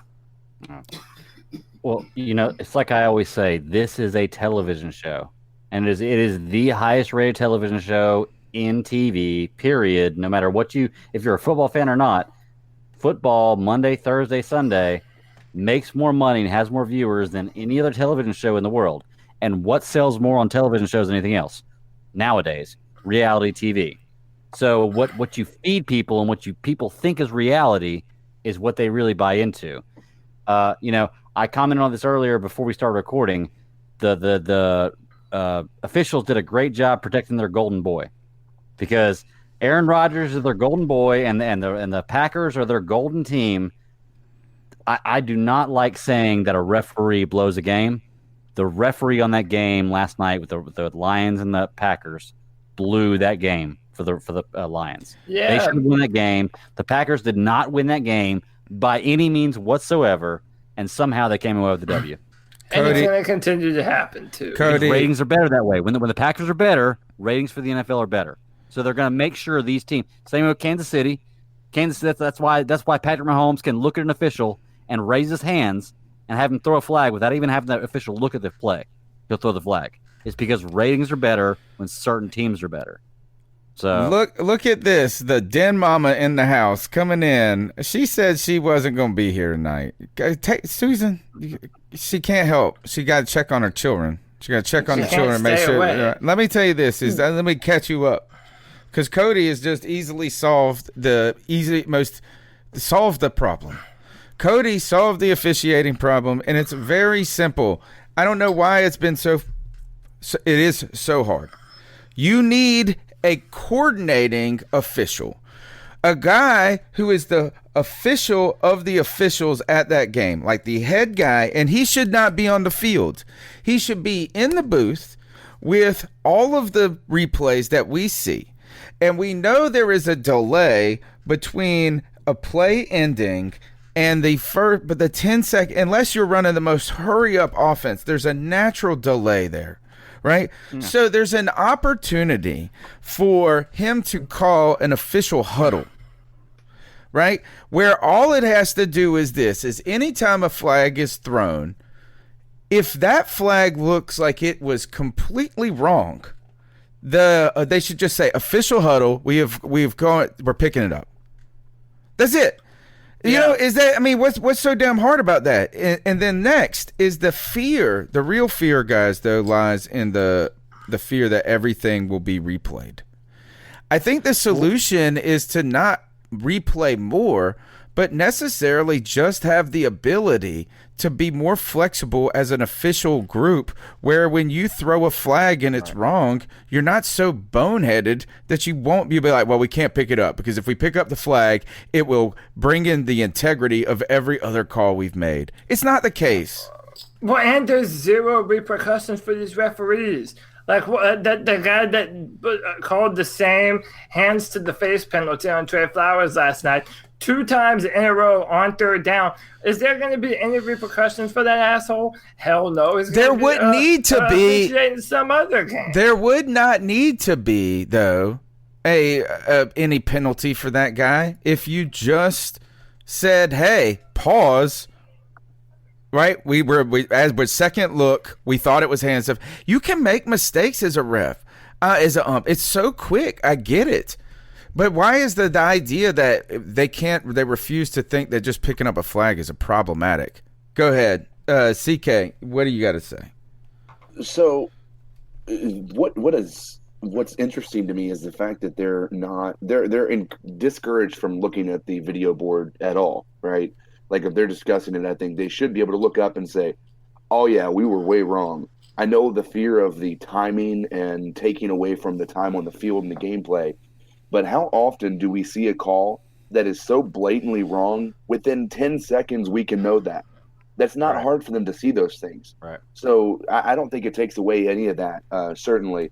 But I do think that there's the aspect of things where they talk about, I don't think that the referees, the officials, want to admit they were wrong. And I think you're seeing that sentiment across the league with the pass interference. They almost feel like it's a attack on their ability as a referee. The reason they think it's wrong is because they've gone about it the backwards ass way with this challenge thing. Instead of saying we have to challenge plays on the field, what we should just have is that somebody's just watching the game. You know, and the NFL can say, hey, we're all watching the game. That was not a flag. Boop, red light, huddle up, take it back. No time off the clock. You know what I'm saying? Why is there this idea that even teams have to challenge bad calls? The NFL should just be looking at it and going, you know what? We got it wrong. Move the ball back. Well, you know, the problem is, Tony, and I think, like, originally it was because replays took too long. I remember when they brought replays back, it was like, oh, replays are... Because they had to go in that stupid booth.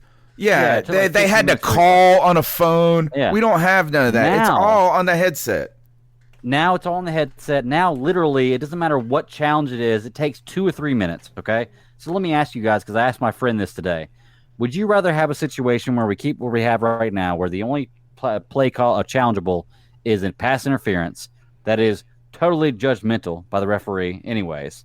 Or would you rather give a team 3 challenges a game, okay, and they can challenge any play, anything they want to? If you see the replay and you see that guy's hand was inside the jersey and not in the face mask to save the game, you'd be able to challenge that. Would you guys rather have the 3 challenges of anything you want, or keep it the way we are right now? Because the way the officials are going right now and the way the replays are going right now, it's very quick to find out whether it was true or not. You have 25 different camera angles, you know, and you have 6 different officials looking at it. So I'd rather have 3 challenges on any play you want, rather than 2 challenges and the only thing you can challenge is the call on the field or pass interference. Like, makes no sense to me. I just think whether you challenge it or whatever system you have, there has to be a scenario where someone can overturn and check the referees. Because, dude, listen, we could do the referees' jobs. Okay, us sitting at home watching TV could do a better job officiating the football game than these referees are. And you know, it's like it's so annoying the fact that it's costing teams games on Monday Night Football when there's no other football on and everyone's watching. Like, the NFL is putting out shitty product. And when you're a company and you put out shitty product, people stop buying your product. Or watch the soccer. I think the whole challenge concept is flawed. And what I mean by that is, one, why should any team be penalized for wanting the game to be officiated correctly? Right. Okay. On top of that, we saw this with the Carolina Panthers earlier this year where Ron Rivera challenged a play. He got the challenge right, but they said that they couldn't rule on us getting the ball. Which was garbage because that's but here, that's fine. But then we lost our timeout. They said we lost our. So here's what I'm saying is why doesn't the NFL just want to get it right? And what I mean by that is exactly what Cody said. We don't have to review every play, but there has to be some flexibility to where we say, look, everybody saw that the ump put the ball on the wrong yard line. Right? Yes. Imagine this. Imagine if the ref put the ball on the wrong yard line, right? And everybody saw it, except for the ref right there.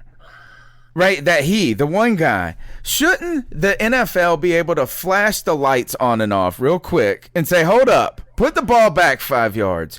Why is there this idea that we have to challenge it as a team? And if you make the NFL that person, then it doesn't challenge their integrity at all. It's just like, hey, guys, real quick, before we move on to the next play, pick that flag up. Well, you know what it is, Cody or Tony, is they'll only make $6.3 billion that year instead of making $6.35 billion that year. That changes everything. I don't think it would cost $1 to do this. I don't think it would cost any more than the money that they're paying already. There's just a simple way. Put one extra referee up in the fucking booth. All right, next call. Let's go on to the cat calls. Just one guy that's the manager of the refs. Right? We have a team manager, right? You have a team that's managed by a manager, manage the refs. And he should be up in the booth. I'll do it. Hi guys, it's Rich in London. I've calmed down from the game. Had a fantastic time, as you probably What's up, Rich? It's brilliant, absolutely fantastic. Okay, down to business. O-line looking good. That's all coming together really nicely now. Yes. Our third string left tackle, Dennis Daly, was rated, got the highest grade from BFF this week for left tackle. It was noticeable in the game Kyle Allen had time to throw. Quite visibly was able to stand in the pocket and deliver, and he did. It was fantastic. That looks like it's gelling. I think Matt Paradis is now starting to come round, get the confidence. I heard there were comments elsewhere about Ross Cockrell now feeling free. He trusts the leg, and I wonder whether the same thing's happening with Paradis now. But anyway, you can't draft too many left tackles. I mean, just do it every year. It's almost, those guys, Little and Daly, great forward thinking by Herney, and just generally, even if Daly becomes a guard and we have Van Roten for depth, that's great. Secondary look good. We still give up too many points. The play calling is still pretty average. Me and the Panthers fans I was with in the third quarter, McCaffrey should have been pulled. He wasn't going anywhere all day. We were up at that stage by 20. Bring someone else on. Run Jordan Scarlett. Do play action with Jordan Scarlett. But McCaffrey didn't need to be out there from the middle of the third quarter. He wasn't going anywhere. And it was just quite poor. Anyway, bring on to the last thing that you guys should have a real good, hopefully, if you get this early, have a good chat about. Marty Herney's got some serious salary cap stuff to think about, because we've had great drafts in 17, 18, and it looks like this year. But all of a sudden, Shaq Thompson, Vern, and James Bradbury all suddenly look like they want to get paid. That's That's three people that are looking like they're going to command proper salaries. I don't think any of them are going to be mega salaries, but they're all going to be wanting. What I mean, if Eric Reid got 7.5, Shaq's going to want 8 or 9 that he's on this year. Will Vern re-sign for 2 or 3 million, or will he want more than that? Bradbury's going to be high price corner. I don't know. I'm running out of time, but yeah, get into the salary cap because McCaffrey's going to be coming up after this year. It's going to be a serious jumping around. We're losing the DTs this year. They're going to want new contracts. Anyway, fantastic job as ever, guys. Keep pounding. Love you, Susan. Look at that. Love you, Susan. Shout out.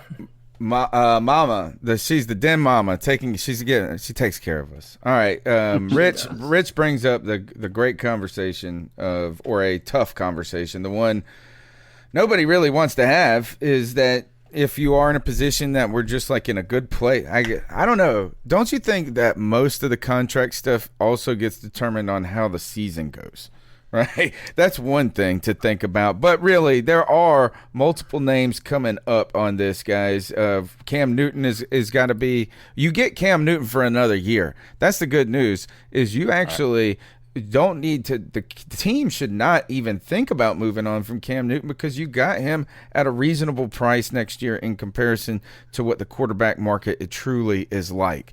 Now, the questions, though, are Kuechly's coming up on his deal. It looks like – Kuechly, Shaq Thompson is the must, or Shaq Thompson is that deal has to be done or not. Bradbury as well. We'll start with those two guys. Cody, what do you got on Shaq Thompson as well as Bradbury? It's gonna be hard to keep both of them. Well, listen, man. This is why if we believe in Marty Herney, then we have to keep on believing in him.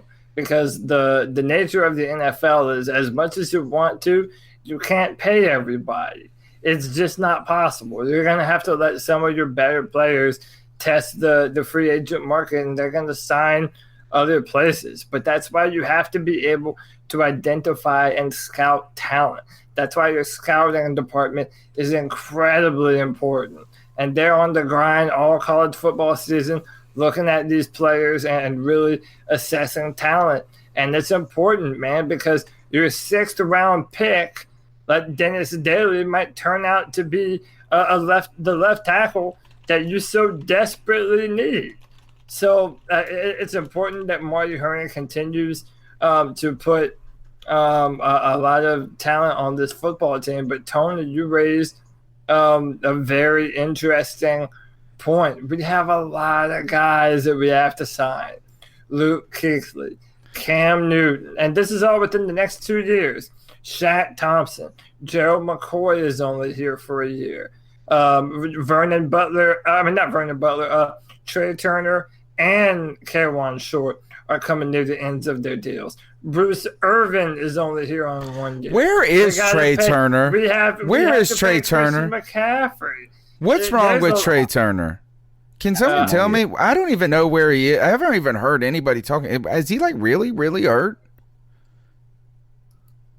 Like I don't even know. Like we haven't even thought about Trey Turner for like 3 weeks. Travel with the team. I don't know if there's anything to worry about there. Gosh, I don't know. I'm just I mean, not only I don't want to hear about his contract. I want to hear about him coming back to play.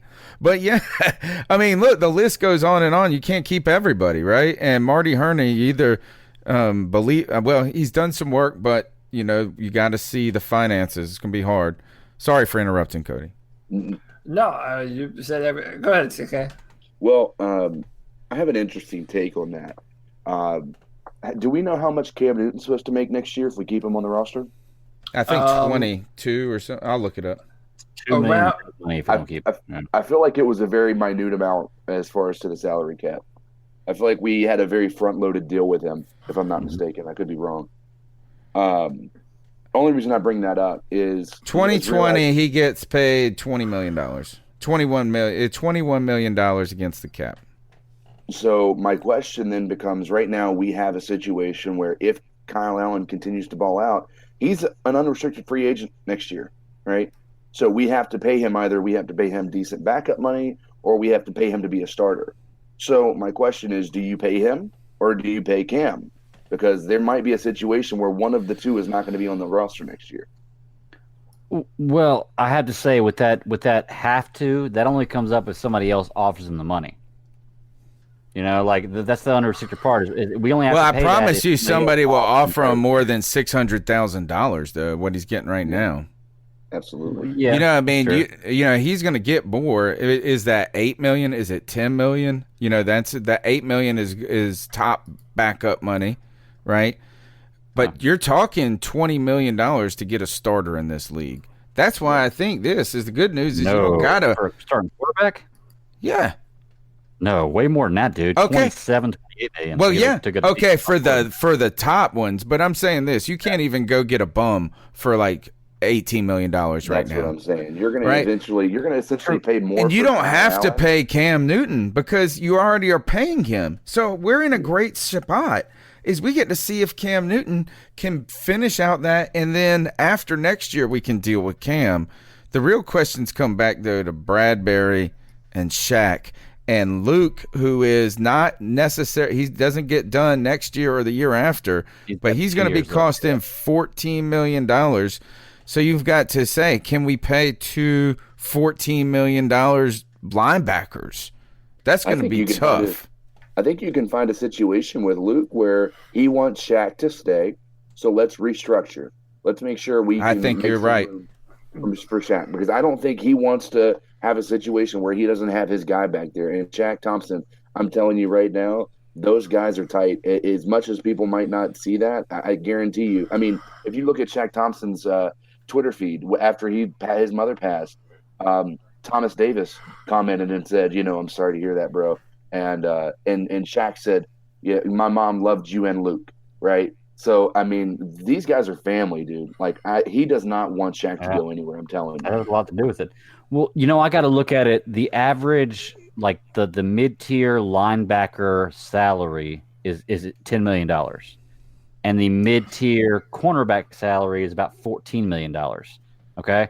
So it's going to be easier to keep Shaq than it is to keep Bradbury, you're saying? Well, I think we keep both of them, to be truly honest with you, because even though I boast up Bradbury, he's not a Pro Bowl cornerback. He's a good cornerback, and he does the job well, but he is not a top 10 or top 12. Top 10. Well, okay, maybe top 10. Maybe not top 5 cornerback, okay? So you're not going to have to pay – you're going to pay him that mid-tier money. Same way with Shaq Thompson. He's great, but he is not top 5. You're going to pay him mid-tier money. So for an average of $10 million and $15 million, we can make that work. Now the salary cap goes up this year. Every year, the salary cap goes up. Yeah. So it adds more money to what you can put in. But let's keep it 100 though. So Luke Kuechly is balling out, and listen, we all know who Luke is, but when we have to sign him, that'll be a linebacker that has been in the NFL 10 years, and he's had concussion concerns. So, I mean, now I'm saying, okay, in that scenario, you're probably not paying Luke, whatever they're going to pay Leighton Vander Esch in Dallas, or whatever the new big-time contract. Well, this is what I'm saying. It's not going to be another 4 or 5 year deal like we signed him to last time, I don't think. Just because the average lifespan of a linebacker, Luke is starting to get towards the end of that, I feel. Now, I hope he plays forever because I love the man. But, yeah. Well, yeah, right. No doubt. But I just think I do agree with you, though, with everything that Luke does for the football team and being the maestro of the defense, he's such a valuable asset. I'm hoping that he's willing to take a deal that'll, keep his wallet good and fat, but at the same time helps us be able to sign a lot of people. And like I already mentioned, we have a lot of people that are either going to have to be signed or are going to have to move on somewhere else. So that's where CK is right on this, though, is because, look, is that the idea is, and I told this to somebody on the Twitter yesterday, and that is if I had tomorrow to pick between one player between these 3 names that I want to keep for the next 3 years, Luke Kuechly, James Bradbury, or Shaq Thompson, I'm picking Luke Kuechly 100 out of 100 times, right? Yeah, so right now we do have Luke Kuechly. So what we are is that we know his skills are not diminished, right? He's still Luke Kuechly. He's still the best linebacker in the league. Now, you get him through contractually through 2021, and what you get is that he's, like you said, at that $14 million range.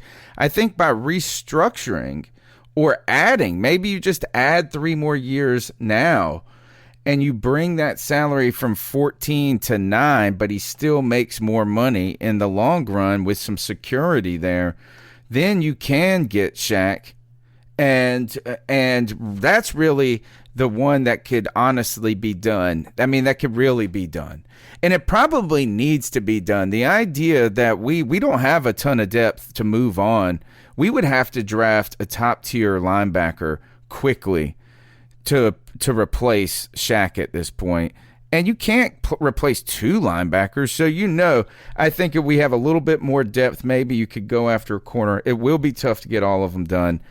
But you're right, is the ton of money, a ton of players, and the real name to be talked about when it comes to contractually is Christian McCaffrey.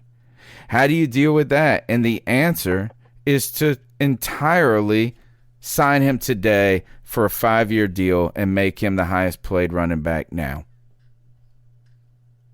Yeah. That's the answer. It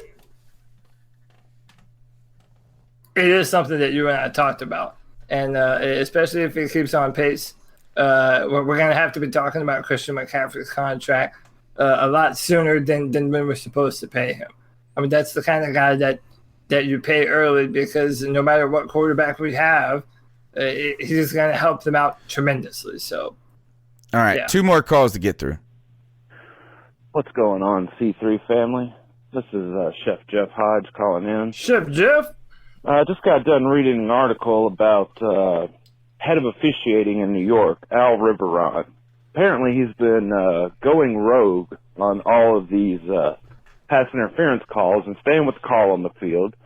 I wondered if any of you guys have had a chance to see any of the plays. I mean, this week was really bad. I mean, it started with the Thursday night game with New York and the Patriots, and it just continued on through the weekend with calls getting upheld on the field when it was obvious that there was pass interference. They had one, I think, during the Kansas City game where Travis Kelce was literally thrown to the ground 10 yards from the line of scrimmage.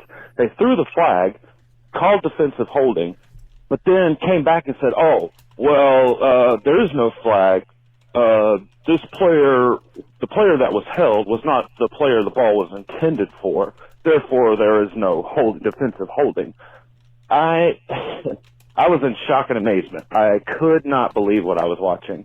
And I just wanted to see what your guys' opinion was on that. If Riveron is actually going rogue and he's like trying to make a stand and, trying to tell the NFL, hey, we're going to make the calls on the field and that's just the way it is.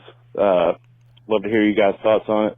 Thanks. Keep pounding. Cody, I think that this implementation of this new pass interference rule may be the biggest rule debacle in the history of the NFL.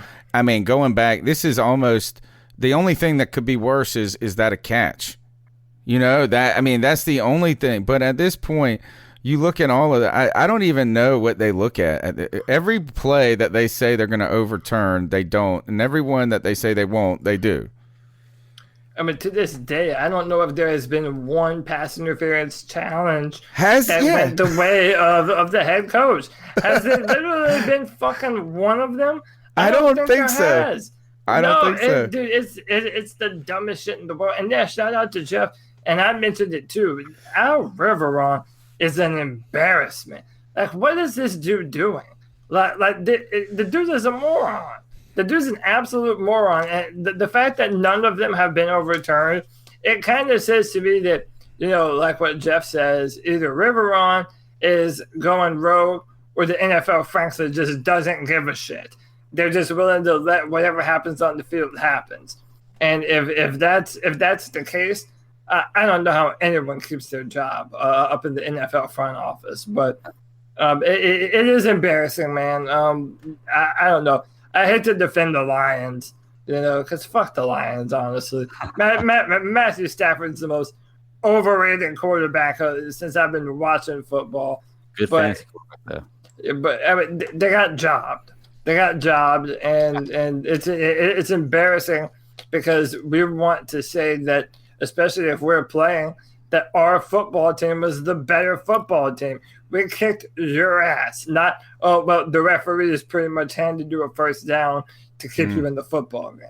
Yeah. Well, it's like I said, man. This is a TV show, and they want the best ratings. It is the highest rated TV show as far as viewers and money of any television show throughout the entire year. NFL is. They want to keep that money flowing in, so they want teams like Green Bay, New England, Seattle, all those teams that are big market teams to be at the forefront of what's going on, because they're going to lose money otherwise. They have the most fans in that fan base, and if you're a small market team, you are not going to get those calls. Carolina going 15-1 was because Carolina went 15-1. They need to call up Dallas. They need to call up Dallas. There were 6 Dallas lost to the Jets. They're not even doing a good job if it's television and it's orchestrated. Last call. Hey guys, this is Jedi Jor calling in. Calling in on my lunch break. Yeah, like it. It's a lot of chatter going on about the Panthers nowadays, and it's always revolving the one great Cam Newton, and whether he's going to be able to come back, and if he comes back, is he going to have a job? Should we trade him? All this other stuff. I'm in the camp of if Cam can come back this season, I think that'll set us over the edge with our defense and Christian McCaffrey playing the way he is. But I don't know. This will fill other ways.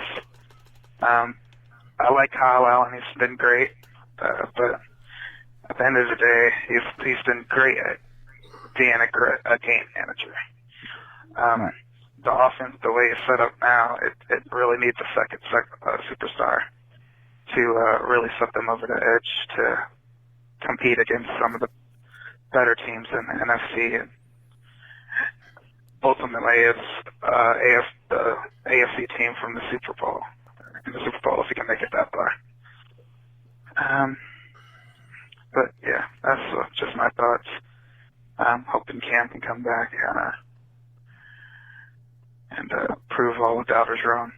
I guess. Yeah. Keep honest. That's what we all want. We all hope, and we are waiting to see. And he's right. It really is right. We all know it when we watch the team, Cody, is that we're just is that if we don't think we're like explosive just yet. Yeah. Yeah, our offense, and we've this is coming off of a game where we almost put up almost 40 points. Yeah, and we're saying that our offense isn't that explosive yet, and we're not wrong. I mean, it is that way. I think that but I kind of feel like you're seeing what this offense is, right? I don't think that even with Cam Newton, as much as I love and believe in his potential, it's not about him. I think with Norv Turner, this is kind of what our offense is. We're going to rely on Christian McCaffrey. We're going to try and get him out in space when we can. And, on second downs, we'll try and switch it up and do some reverse and get Greg Olsen out in space. We're going to do these kinds of things, but I really honestly don't know how much the play calling is going to change. And then there are those that feel that Turner has called different plays or a different playbook for Kyle Allen as opposed to Cam Newton. Well, sure. I don't know if there's... You wouldn't you like call a little bit like as you want to bend towards your player a little.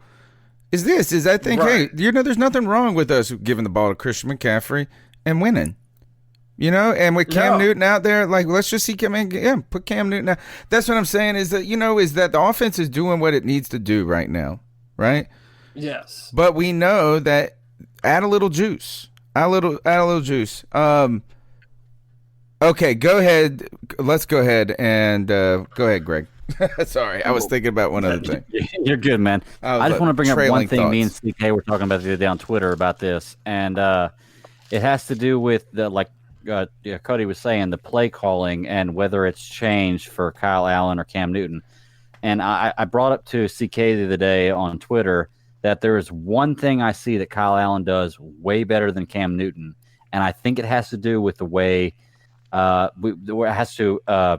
it's changed the way things have come out. And I don't know if it's because of the play calling or what, but Kyle Allen gets to the line with 17 to 21 seconds left every single play.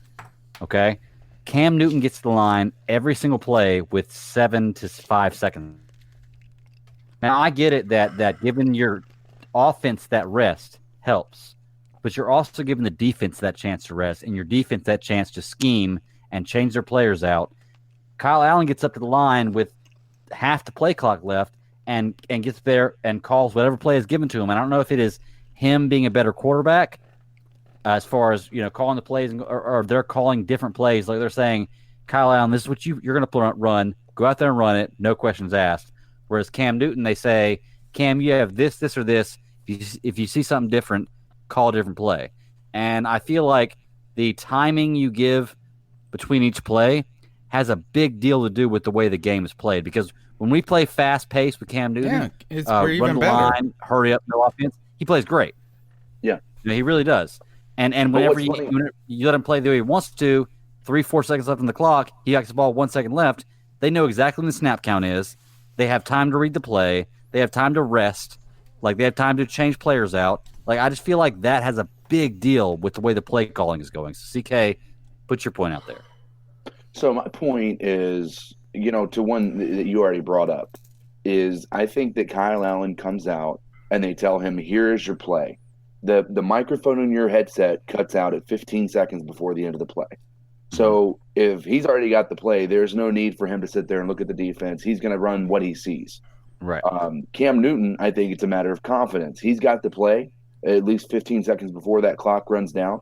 I think he's looking at the defense. He's making his decisions. He's making his reads, and he's able to adjust the offense the way that he could. I can't tell you that there's, how many times that I've seen Cam alter the play. I can't even remember seeing Kyle Allen calling an audible, but maybe a few times. Right. But beyond that, let's talk about the no huddle. That's, again, Cam Newton's confidence because he's calling the plays a lot of times in that situation. Right. Hey, let's go hurry up and get to the line. I'm going to go ahead and, we're going to do this play. It's not necessarily that he is being forced into it. I think he would probably prefer no huddle because that seems to be his strength. I don't know. I think it's a matter of confidence, and I think Cam Newton has it. That's why that timing is a little off. Cam has historically not been the greatest, though, at avoiding delay of games and unnecessary timeouts. But I feel that's also Ron Rivera, too. Yeah, we don't know who it is, but it's not been happening in the last couple of games. It hasn't been happening. We know that. I feel like it always sounds like I'm trying to deflect away from Cam Newton. But I feel like that, Tony, this is something that you and I have said for a long time, that Cam Newton thrives in those hurry-up situations. Get to the line, let Cam Newton see what the defense is giving, and let him change the play accordingly. But it's like Norv Turner and Ron Rivera for at least as long as Turner has been here, have tried to outthink the room. And that dated back to Mike Shula as well. So I don't know if Kyle is or isn't better. I think that's a lot to do with our coaching. Mm-hmm. I want Cam Newton to be in control of our offense because he's proven capable of doing it. I just don't want him to get delay of games. That's it. I mean, that's it. I mean, it's not is that there is. I think it's a reasonable observation though to say. I think both points are very important. One is that Cam is adjusting, Kyle Allen likely isn't. But there also is Cam has let that clock get to the end a lot of times unnecessarily. And it seems like, yes, you can say it's the coaches that are, tell him not to go too fast, but I don't think they're also saying get to 1 second either. You know what I mean? If he wanted to slightly uptick the offense, go a little bit faster, I think he could go 2 or 3 seconds faster too. Absolutely. Well, and that keeps the defense on. If it's down to 1, guess what? The defense knows the ball's about to be snapped. And you saw that last night on when Detroit guy, guy jumped that thing. Off. He got off. Yeah, it was crazy. All right, let's go on. Because we said we were going to do it. We've teased it. The time is here. This is the time. What do we even call it, Cody? So I have been calling it C3, believe it or not, because I find it I like it almost poetic. But my theory has been that you do not see who is a legitimate contender until after week 6. So week 1 through 6, there's a lot of fibbing going on. There's a lot of BS that a lot of people are believing and getting high off of. And I'm here to tell you that a lot of these teams that people are really high on right now, I don't think they're going to be able to sustain that going down the stretch. So let's go. My idea was, all right, yeah. My idea was, I just have up the NFL power rankings. I just chose the NFL, and we could just kind of bounce around a few of these teams and say if we believe that this is a legitimate contender football team or not. Okay. All right. So, I mean, obviously, Patriots have to be are they number 1 in the power rankings, 6-0? Yeah, so 1, 2, and 3 right now, and we can also critique the rankings if we want. We have the Patriots at 1, the Niners at 2, and the Saints at number 3. Okay. All right, so I mean, obviously, Patriots are not pretenders, right? Patriots are going to be, like, at this point, it doesn't matter. I mean, it doesn't matter if they wheel Tom Brady out there in a damn wheelchair. They win. Now their defense is the best. You know what I'm saying? It's always. They can run the ball. So, all right, San Francisco. I can't say that real quick, Tony. If they were in a different division, they would be pretenders. Oh, God, no. The fact that they have the easiest division of football they're 6-0 for 25 years. The fact that they have 25 years, man, easiest division of football. It's insane. Like you can't brush that aside. Okay. But let me tell you they are great. Listen, their division is terrible, but but listen, here's the deal though. They go into the playoffs every year and they defeat whatever team that comes at them. They go on the road, they beat teams. It's one thing if they're only playing the Jets and the Bills and the Dolphins, but players come and go. Yeah. You know what I'm saying? One week they beat you with the run game. The next week they throw 500 yards. One week they beat you defensively. Yeah. So is that I don't even they would thank God they're in that division. Thank God they're in that division. So okay, then let's jump to this one because I feel like this is the one I'm interested to hear. San Francisco. So we all agree that the Patriots are contenders, but what do we think about San Francisco right now? I say contender or pretender? I say contender.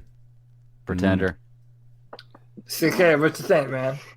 It's one of the hardest ones, man, because they put together some really good games. I say contender, but not number 2 in the NFL contender. I say they're like number 8. I'm with you 100%. I agree with that. Yeah. I'm about right where you are. I do think they're a contender. My problem is I don't know that Jimmy Garoppolo is the type of quarterback that everyone thought that he was. Exactly. And I just don't see him. You know, if they're in the same division and that division comes down to them and the Seahawks, who we're going to talk about in a second, I trust Russell Wilson and Pete Carroll more than I do Garoppolo and Shanahan, who, by the way, don't let history let you forget Kyle Shanahan engineered that epic choke job for Atlanta. So I do defense just as much as anything. I do think San Francisco is a good football team. I do not believe that they're going to win their division or be a legitimate contender in the playoffs. Here's the deal: is that San Francisco is a contender, and CK is right. Is that they're not number 2, but they've got a recipe that can take you to the playoffs. Yeah. They've got a defense. They have a run game, and check this stat out. Here for you, I'm going into the stat cave. Jimmy Garoppolo is 13-2 as a starter. Yeah, it doesn't even matter if he plays shitty. It doesn't matter if he plays shitty or not. They win. You got to say that they're real. They're legit. Here's the thing: if you're going to use that argument, Tony, you've got to actually apply that to the Panthers too, because what was happening with the 49ers, let's talk about when he was traded to the 49ers. He came to a very trash team, and he went undefeated there the last half of the season. I think he rattled off 7 in a row. The problem with that stat is they were crowning him as being one of the greatest quarterbacks already. If you look at his numbers, he was very, very inconsistent as a quarterback. But their argument was that they were raising the bar, like he was raising other players up to be great. Like, great. No. Yeah, he's not doing that. He's not doing that. But here's the deal is they don't have a Cam Newton either, or they didn't have a Cam Newton. Jimmy G he's sorry. He's not even that good, really, at times, but he's getting better each week. Well, you know what the difference is Jimmy G dates a porn star, and Cam Newton married a stripper. So, so Garoppolo went one level too far. All right. So let's keep this ball rolling, and this is the interesting one right here. The New Orleans Saints. Are they a pretender or are they a contender? And I'll just start here, man. I'm not gonna dance around the subject. I said this earlier. We're gonna have to take out New Orleans. I don't think we're gonna be able to trust anybody else to do it. I think that we're an eerily similar football team to New Orleans right now, and that it doesn't really matter, who the quarterback is. The game plan is the same. Run the football and distribute the football to different offensive weapons that you have and let your defense do the rest. If New Orleans, they're going to, as long as they have Sean Payton, they're a contender. If we want to move them out the way, we got to do it our damn selves. No. I have to say that the Saints are a pretender, and the only reason I say that is because they've won 2 games this year where they've scored less than 14 points. Historically, in the NFL, when you score less than 16 points, you lose 86% of the time, and they won both those games.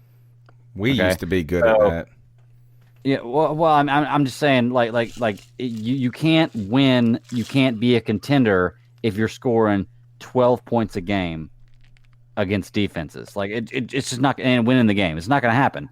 Like you will not see a team that can consistently win games and score 12 to 14 points a game. And I know they have their backup quarterback in there, so there is an excuse for that. But as of right now, I consider them a pretender. We will take them over probably next week as the number 1 in the division. And I think they'll make a wild card, and they'll probably make a good run because they're a damn good team. But 14 points, 16 points is not going to win Super Bowl. Crazy. He's crazy, CK. So when I look here at the standings, so the people they've beaten the Texans, they've beaten the Rams, they've beaten the Seahawks.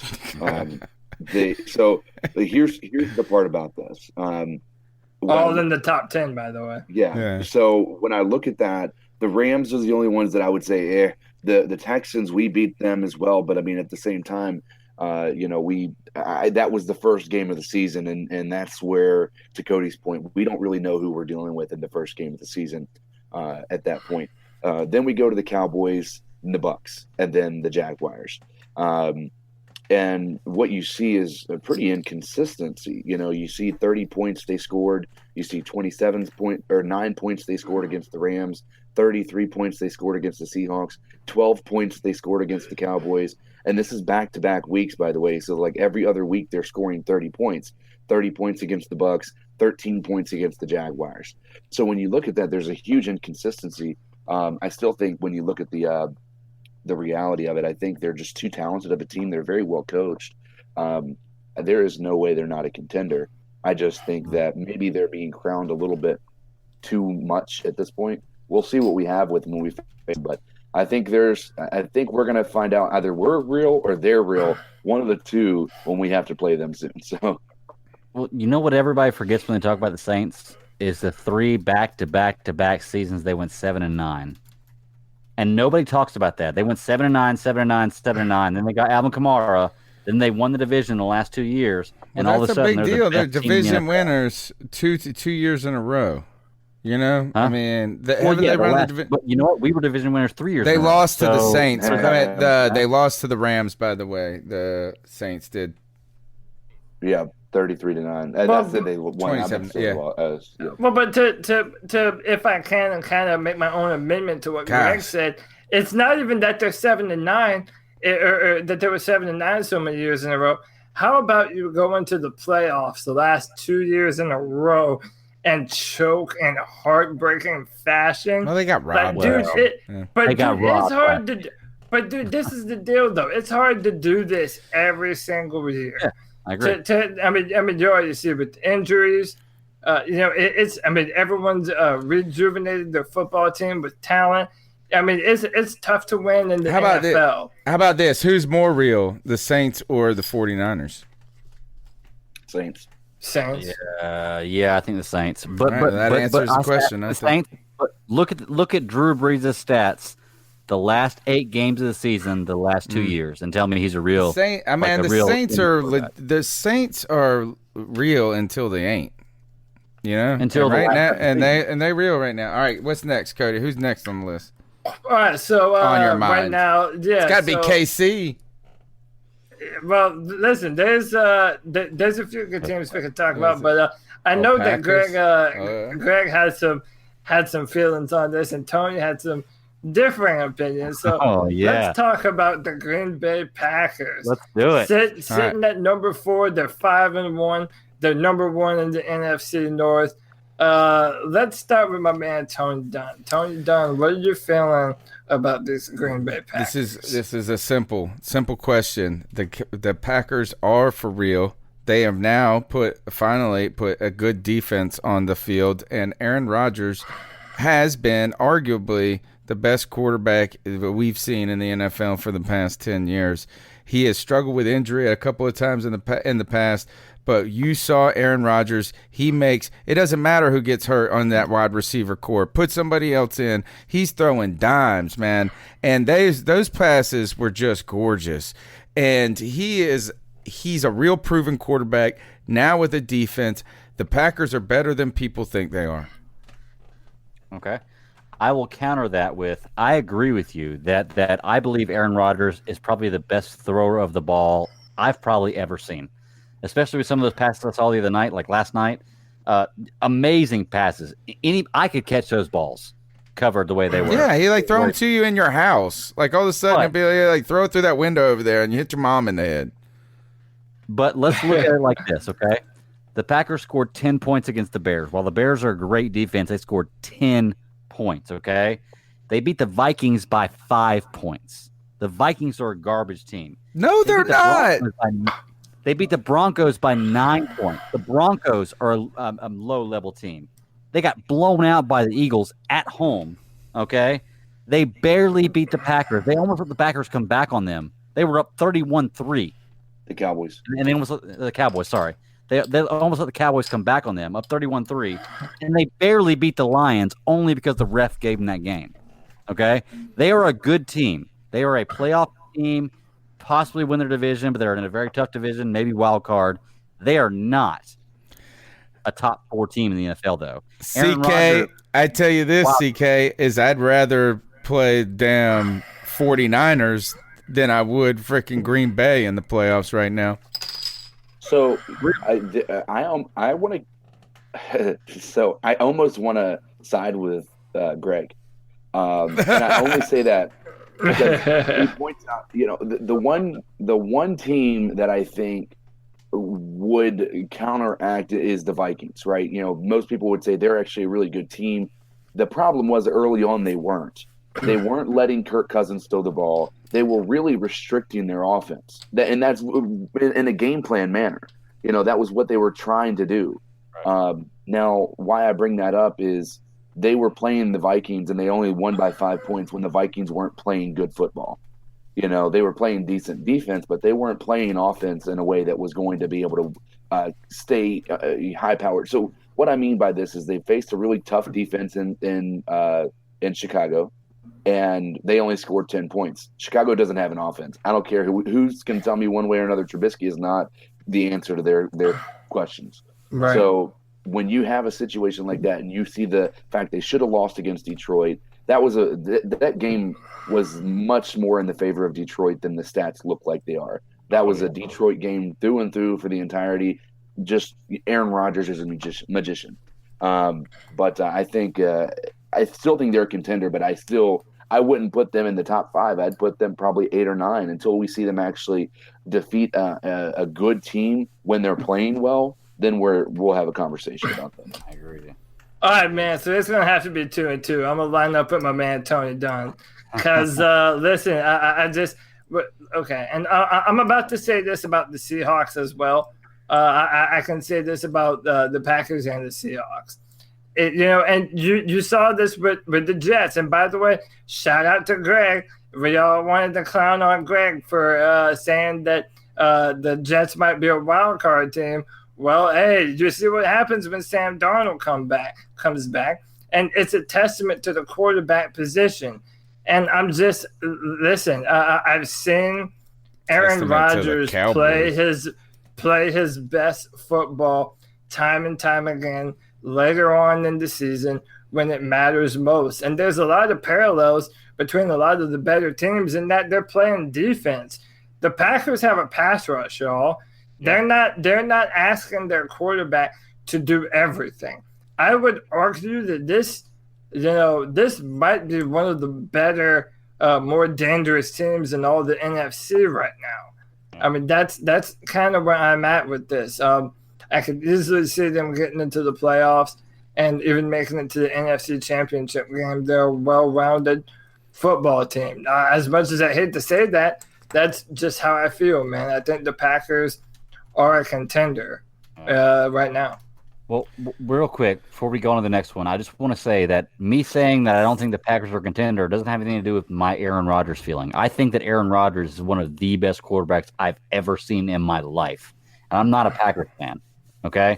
I'm not even an Aaron Rodgers fan. Yeah. But I agree with that statement. A great quarterback does not mean you are going to win. No doubt. No doubt.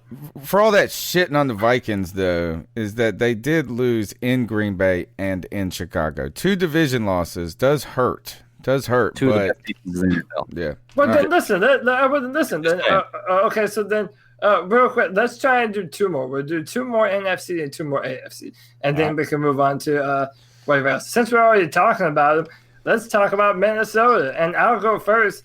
I'm with Greg on this. I don't believe in this Minnesota team, dude. I just don't. I feel they have a quarterback that will be a liability down the stretch. And even though they do have 2 of the better receivers in football, I think Dalvin Cook is injury prone. And I've just seen Minnesota blow it too many times. And I think Mike Zimmer is still the same head coach that's going to do the same old thing. I do not trust Minnesota to be a legitimate playoff football team. I don't trust it. I agree with all those points. Everyone you just made, I agree with. Somebody else go. I think they're a contender. When you see when they win, they beat the Raiders 34-14. That's a 20-point differential. They beat the Giants. I'm not going to sit here and say that this is a they're incredible wins, but they beat the Giants 28-10. That's 3 possessions. They beat the Eagles 38-20. That's 3 possessions right there. And once again, these aren't fantastic teams, but when they lose, they beat the Falcons 28-12, 2 possessions.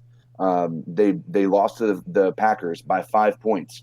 They lost to the Bears by 10 points, and that was one of the situations that they should have never been in because they. Once again, are restricting Kirk Cousins from actually letting things go. I think they're a contender. I think their stats show that they are. If they actually allow their team to play, I think Mike Zimmer was holding them back because he wants to play a certain game. I think they're contenders. Here's why they're contenders. They're wild card. Look, the Packers are going to end up winning the NFC North. The Minnesota Vikings are a real wild card contender, and I'm going to tell you why. The schedule at first glance seems, when I read the names of the teams off, you're going to go, wow, that's a really tough schedule. But I'm going to tell you how this schedule is surmountable. All right, next week they're on the road in Detroit. That's a very tough game. That will tell us a lot about the Vikings next week. But then they host the Redskins, then they go to Kansas City, Cowboys, Vikings, Seahawks, Vikings, Chargers, Vikings. Excuse me. What am I saying? I said Vikings. Of course they're playing the Vikings. They are the Vikings. So it goes Lions, Redskins at home, Chiefs on the road, Cowboys on the road, Broncos at home, Seahawks on the road, Lions at home, Chargers on the road, Packers at home, Bears at home. Here's why that schedule, it sounds scary at first because you say Chiefs, Cowboys, and Seahawks. But here's the deal is that if they can beat the Lions this week, they got the Redskins, that's doable. The Vikings are a team that can beat the Chiefs. And the reason being is they have a run game and a defense. And the way to beat the Chiefs, we've seen, is to keep their offense off the field. The Cowboys, you can beat the Cowboys. The Broncos are beatable. The Seahawks they'll probably lose to. But having division games at home, their home environment is a tough place to win. I think that the Vikings are legitimate contenders and could be a scary team to face if their offense can find a way to really start putting points up or continue to put points up. All right, what was the next team? All right, so we'll do – all right, how about this? How about the Buffalo Bills at 4-1? I feel like this is easy for everyone to just shit on because it's the Buffalo Bills. Okay. You know, and it's like whatever. But right now, NFL has them ranked at number 10 and the Panthers at 12. So – which the Cowboys at 11. What the hell are they smoking? Yeah. But the Bills. Do you have a strong opinion on the Buffalo Bills? I do. Because I will say that I don't know, man. I don't trust that yet. I can't say that I trust that this is a team that is a real contender. I think they're going to start strong. They'll put up some good performances. But I just think that this team doesn't have enough offensive firepower or the run game to consistently put up points down the stretch and in that division. Well, not necessarily that division, but they're going to play the Patriots again. I don't see it. I do not buy the Buffalo Bills as a contender. I say they are pretenders. Pretender. Go. All right. And I said I'm long-winded. I'm going to try to keep this as short as possible. They gave Tom Brady his worst passer rating in over 10 years, almost probably, 2006 when they played him. They won. They lost 16-10, and they were one concussion away from winning because Josh Allen was driving that ball. He's Mr. Second Half, and he was coming in, and he was actually making some progress on that drive. I think they had an opportunity to win that game. Outside of that, I think they're contenders, and I'm going to tell you why. And the same reason I think the Patriots are contenders. Their AFC East this year has the easiest schedule out of any other division. Yeah. If you look at it, they play the NFC East. It's just not. If you go and look, it's almost hysterical to see what the Patriots' schedule is. Same thing with the Bills. I think they'll make it in as a wild card. I don't think they're going to win the division, but I think they'll make it in as a wild card. So I think they're a contender in that respect. They're not going to make it past the wild card round, though. Okay. Well, real quick, before I answer mine, I want to specify two things. One, real quick, Tony, 12-pack, your choice of beer, the Packers will not win their division. I'm calling it right now. You take me on that or not? Yeah, definitely. Okay, 12-pack of your choice. Packers will not win their division. Okay, you got it. We're laying out there right now. It's out there on the Twitterverse. It's out there on YouTube. We know. Yep. So everybody it's official. We have witnesses. What are we determining as contenders? Are we determining people we think are going to win the Super Bowl, or people we think can make some noise in the playoffs? Well, so what I mean is a team that makes the playoffs. Contender. Well, yeah, but also can make a push to be a Super Bowl team. Okay. So down the stretch, you start to get a feel of okay, this team they can make a legitimate run. Whereas there are teams that we know are going to be in the playoffs and they'll fizzle out. If that's the case, then I have to say that Buffalo is a contender, simply because I've seen the Giants make the playoffs 2 times as a wild card and win the Super Bowl. Okay. So I feel like the Bills are a contender. They have a solid defense. They have a decent offense with a young quarterback. I think that they can make the wild card. They're not going to win the division because they're, obviously. But I think they are a contender to win 4 games if they make the playoffs. It's possible. It can happen. So, contender. I'm going on record to say the Buffalo Bills will not represent the AFC in the Super Bowl. I'm going on record saying that. I'm not going to agree. I'm not going to take. I mean, let's. All right. I think there's other teams though. Is that be more interested in the Ravens or the Texans as a team than I would be the Bills? Not to shit on them. I'm not trying to say they're awful, but I just don't think is that even if they got a wild card berth, is I have more. I'm interested in talking about pick the next team. Let me see. Yeah. Okay. So 2 more teams. We'll do 1 more AFC and we'll do 1 more NFC. Let's do the number 7 ranked Kansas City Chiefs. Are we talking about contenders? Or are we talking about pretenders? And now I feel everyone will jump to say, hey, man, they got Patrick Mahomes. Patrick Mahomes is the best thing since sliced bread. But I'm telling you, man, that defense, it's the same thing as last year. They're going to have to depend on Patrick Mahomes and Tyreek Hill, whom I traded away and Greg in fantasy football because maybe I'm a dumbass, but whatever, that's here nor there. They're going to have to depend on that offense to put up 1 billion points every game like we saw last year on Monday Night Football against the Rams. I think they're going to be in the playoffs, but I do not think this is a team that can compete to win a Super Bowl. They're not a well-rounded enough football team. Now, whose offense do I prefer? Kansas City or Green Bay? Kansas City all day. But Green Bay, in my mind, has a much more well-rounded roster, and they're playing better defense.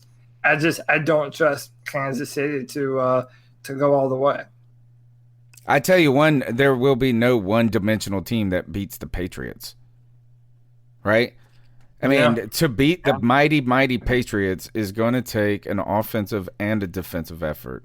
And you know that there's something weird about Kansas City. They get man, Frank Gore, was it Frank Gore? Yeah. Who was it? Whoever's running for Houston now, I think it's Frank Gore. Somebody like that's been in the league. He's like 38. And Frank Gore's playing for the Bills, I think. Yeah, I think that's Buffalo he's playing for. Who's it's the other guy.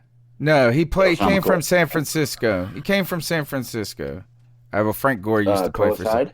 Yes. Yeah, Frank Gore did used to play for San Fran. Yeah, Carlos Hyde looked like He looked like where is he for Kansas City?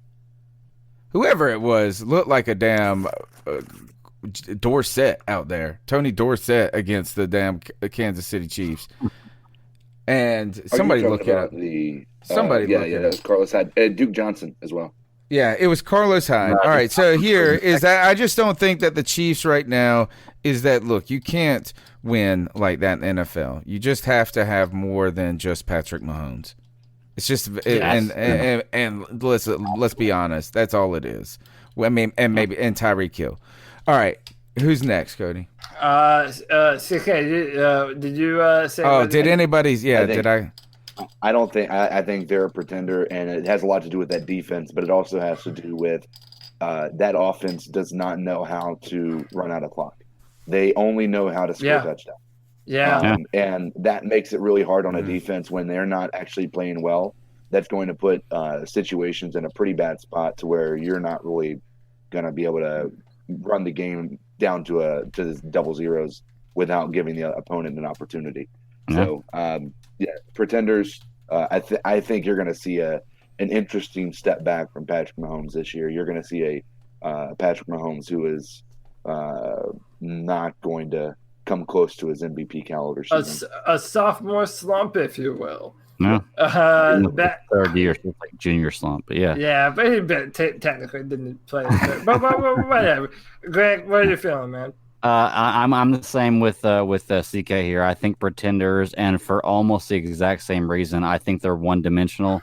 I think that if you get them down early, and if you can stop them from scoring 3 or 4 drives out of the game, and you continue to pound on offense, you will beat this team. Houston showed it last week. They were down 13 or 16 points, and and they came back and strung off 22 or 23 points. And I went and watched that game. Watson wasn't even great. They weren't even good that game. Yeah, they weren't good. The Texans, exactly. they That's dropped like 5 touchdowns. The Texans should have beat them by like 40. Yeah, Yeah, that's my point. Is the Texans weren't even that good, and they still beat them. Yeah. But Deshaun Watson was one-dimensional. Deshaun Watson was awesome, but his receivers were dropping passes in the end zone. All over the place. And they still came back. I hope it's your next AFC team. Well, no, but I mean, we could do it, but I was gonna go one more NFC team, and that's our old friends, our old buddy, old pals, the Seattle Seahawks. Okay. At 5-1, and Russell Wilson is getting a lot of MVP love right now. He's playing out of his mind. I mean, listen, they were on the road against Cleveland, and they were down by double digits, and they came back and won the football game. Now, it was against the Browns, but, dude, they have, in my mindset, that kind of grittiness that's been on that team for a long time now, where they're going to fight you tooth and nail. They have a culture there. They have a winning football culture. They play tough on defense. Bobby Wagner is no Luke, but he does anchor that defense. And, you have to bet on Russell Wilson. This is a legitimate contender in the NFC. Okay. How can they not be, right? I can honestly say this is I don't know if I've watched a full Seattle Seahawks game this season, right? And I've been expecting them at some point to just lose a game. They've had some tough things. They've had to go beat the Rams. They've had to, you know what I mean? Like you just expect at some point they're be mortal, but they're immortal. Every time you right now they're just winning, and it does. Why say pretender, right? Contender all the way for me. And we have to play them too towards the end of the season. CK, what you thinking, man? Dude, it's hard to say anything other than contender. I mean, you look at that offense. Tyler Lockett, probably one of the best receivers in the little baby Lockett. That's what we wanted Bird to become. Yeah, exactly. And then you have DK Metcalf, who's really kind of coming into his own. They have a good 4 to 5 receivers that are really good receivers. So I think that they have a lot when it comes to offense. You have Chris Carson. They had Disley before he's lost for the season. But it's, outside of that, and then you look at Russell Wilson, man, he is playing like he's a magic man. He's a magic man. He's smooth. And I can't remember the last time that I've ever seen them play where I wasn't confident he could, like if they were down by 6 and they needed a touchdown. I don't think it's been a long time since I was watching them play where I didn't think he could bring it back. Yeah, I've tried to poo-poo Russell Wilson his whole career. It's impossible. I'm done hard. with it. Can't do it. Can't do it anymore. And then that defense, right? Jadeveon Clowney, they're getting back, a really big anchor on their defensive line this week as well. And their secondary is not playing bad. I mean, they're just all. I say, in my opinion, I think they're a top Green Bay certainly for being more well-rounded than Green Bay, in my opinion. I don't want to play them. No. Well, we have to. Turns out we got to. See it, Tony. We'll be there. Actually, I do want to play them then, just not in the playoffs. All right. Well, no, last time so, in the playoffs, we blew them out of the water. So, kind of piggybacking on what CK said there, I believe they're a contender too. And, I hate saying it because I'm a Panthers fan, but Russell Wilson is the quarterback I expected Cam Newton to be. And I said this a few weeks ago on the show. He will always, no matter what he has, make it work. They will always make the playoffs. Has he missed the playoffs the year he's been in the NFL? Yeah, so they didn't make the playoffs last year. But that was the only time since Russell Wilson's been in Seattle that they didn't make the playoffs. But that was only because of a tiebreaker with Dallas, where Dallas won the last game, right? It was something. It was something crazy like that. Something ridiculous. Either way, I'm not a Seahawks fan, but man, Russell Wilson is the man. That guy can get it done. I don't care what anybody says, man. That guy has all the intangibles. You know, he can throw the ball, he can scramble, he's smart. Everything about him is what I expected Cam Newton to be whenever Cam Newton came in the league. And you know, I'm not afraid to say Cam Newton's falling short of what Russell Wilson is. If you're looking at a Hall of Fame ballot and you have Cam Newton and Russell Wilson, you got to decide between the two. Right now, I'm taking Russell Wilson. I'm not gonna lie. Well, yeah, he's got Super Bowls. He got Super Bowls. Here's my thing: is I just suddenly realized what it would take for me to say I want Kyle Allen over Cam Newton. What's that? All right, this is what would have to happen. The Panthers would have to be playing the Seattle Seahawks in the NFC Championship game in Seattle with that deafening ass roar that would be there if they were going to the, you know what I'm saying? You know how Seattle gets with Jadeveon Clowney. If Kyle Allen could beat that, that's it, and go to the Super Bowl and then win the Super Bowl. But I would say that is that he would have to go on the road in Seattle in the NFC Championship. That's what it probably would take for me to really to say, okay, let's try to play Kyle Allen. Yeah, I hear you. I would almost say that's what it would take for me to say, let's play Kyle Allen in the Super Bowl if Cam came back healthy that week. Yeah. You got to start Cam at least one snap if they get the Super Bowl. You got to start one snap. Oh my gosh! Imagine, I don't want to play them in their house late. Yuck. All right. No, I agree. So, unless you guys have another team you want to bring up, that's all I got for you. I got one. Okay, who you got? Carolina Panthers. Dallas Cowboys. Pretend. Yeah. Who's believing in the Cowboys? I'm gonna start off. They are pretenders. Yeah. Pretenders. They played the three worst teams in the NFL, went 3-0. Everybody put them in the Super Bowl. Then they play real competition. They're 3-3. You know what I love Dallas about Cowboys this? Is garbage. What I love about the Dallas Cowboys is the same thing I said about the Browns. Is they're the Browns. You know what I mean? Like, it's just like, come on. You know that, like, Jason Garrett ain't going to be able to figure this out. Yeah. It ain't going to happen. And I think for me, I think that's probably all I got. I don't think anybody else in the NFC. I mean, you could ask the Texans, I think, or a team you could ask that question about. I don't think I've seen enough from them just yet. Panthers, I think we probably got to say, actually, let's ask that. Panthers. I think they're contenders. The defense, man, and Christian McCaffrey make us contenders. I ain't scared of none of these other teams. Are you scared of the Rams? Not really. Are you scared of the Eagles? I think they're mortal, right?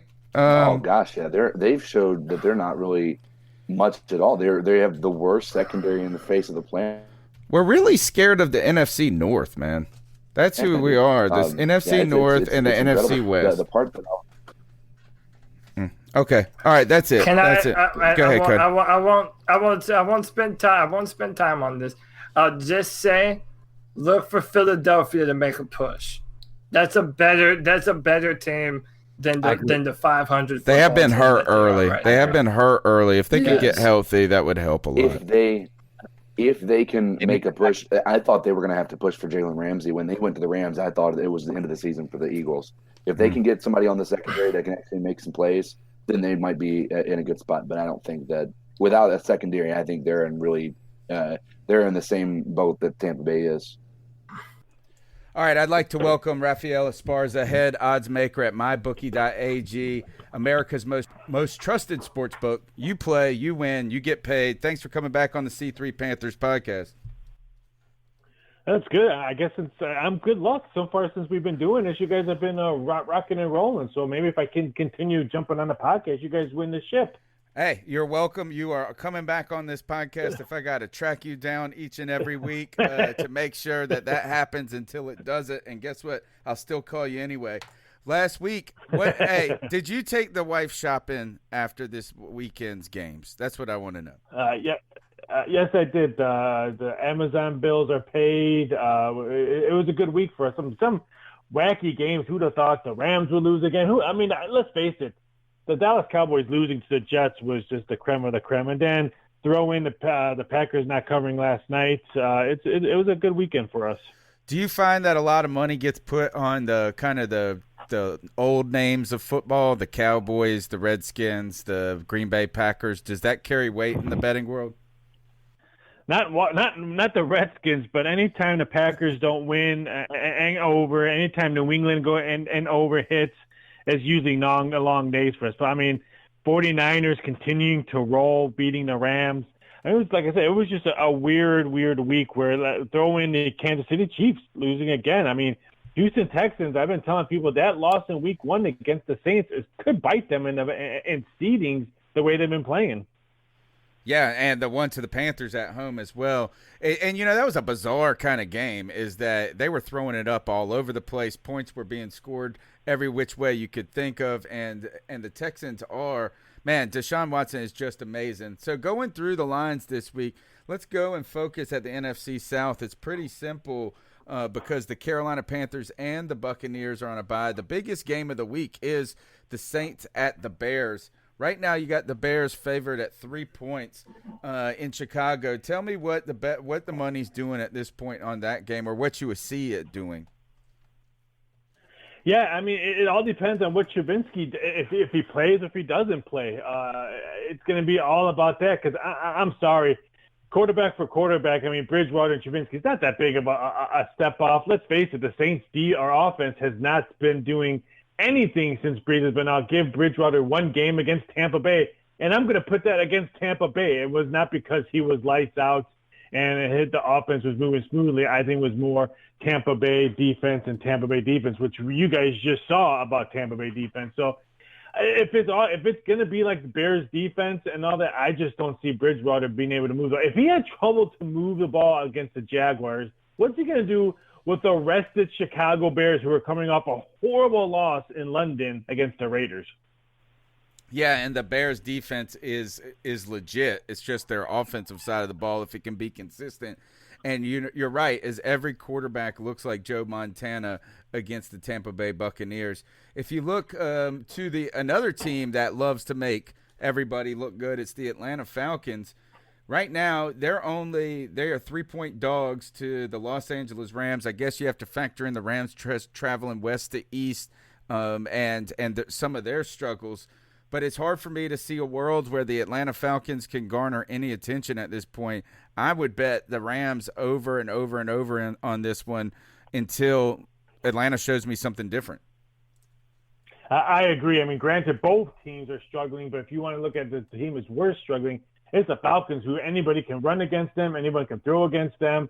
If you're the Rams, you're probably looking at, okay, maybe this is a game we might need just to get our momentum going. So I agree with you. I want nothing to do with the Falcons. I mean, there's a couple of teams that I want nothing to do with, and the top of my list are the Falcons, and the second on that list is the Chargers. But right now, why would you want to bet Atlanta? They're 1-5 and 1-5 against the spread. That's just horrible football.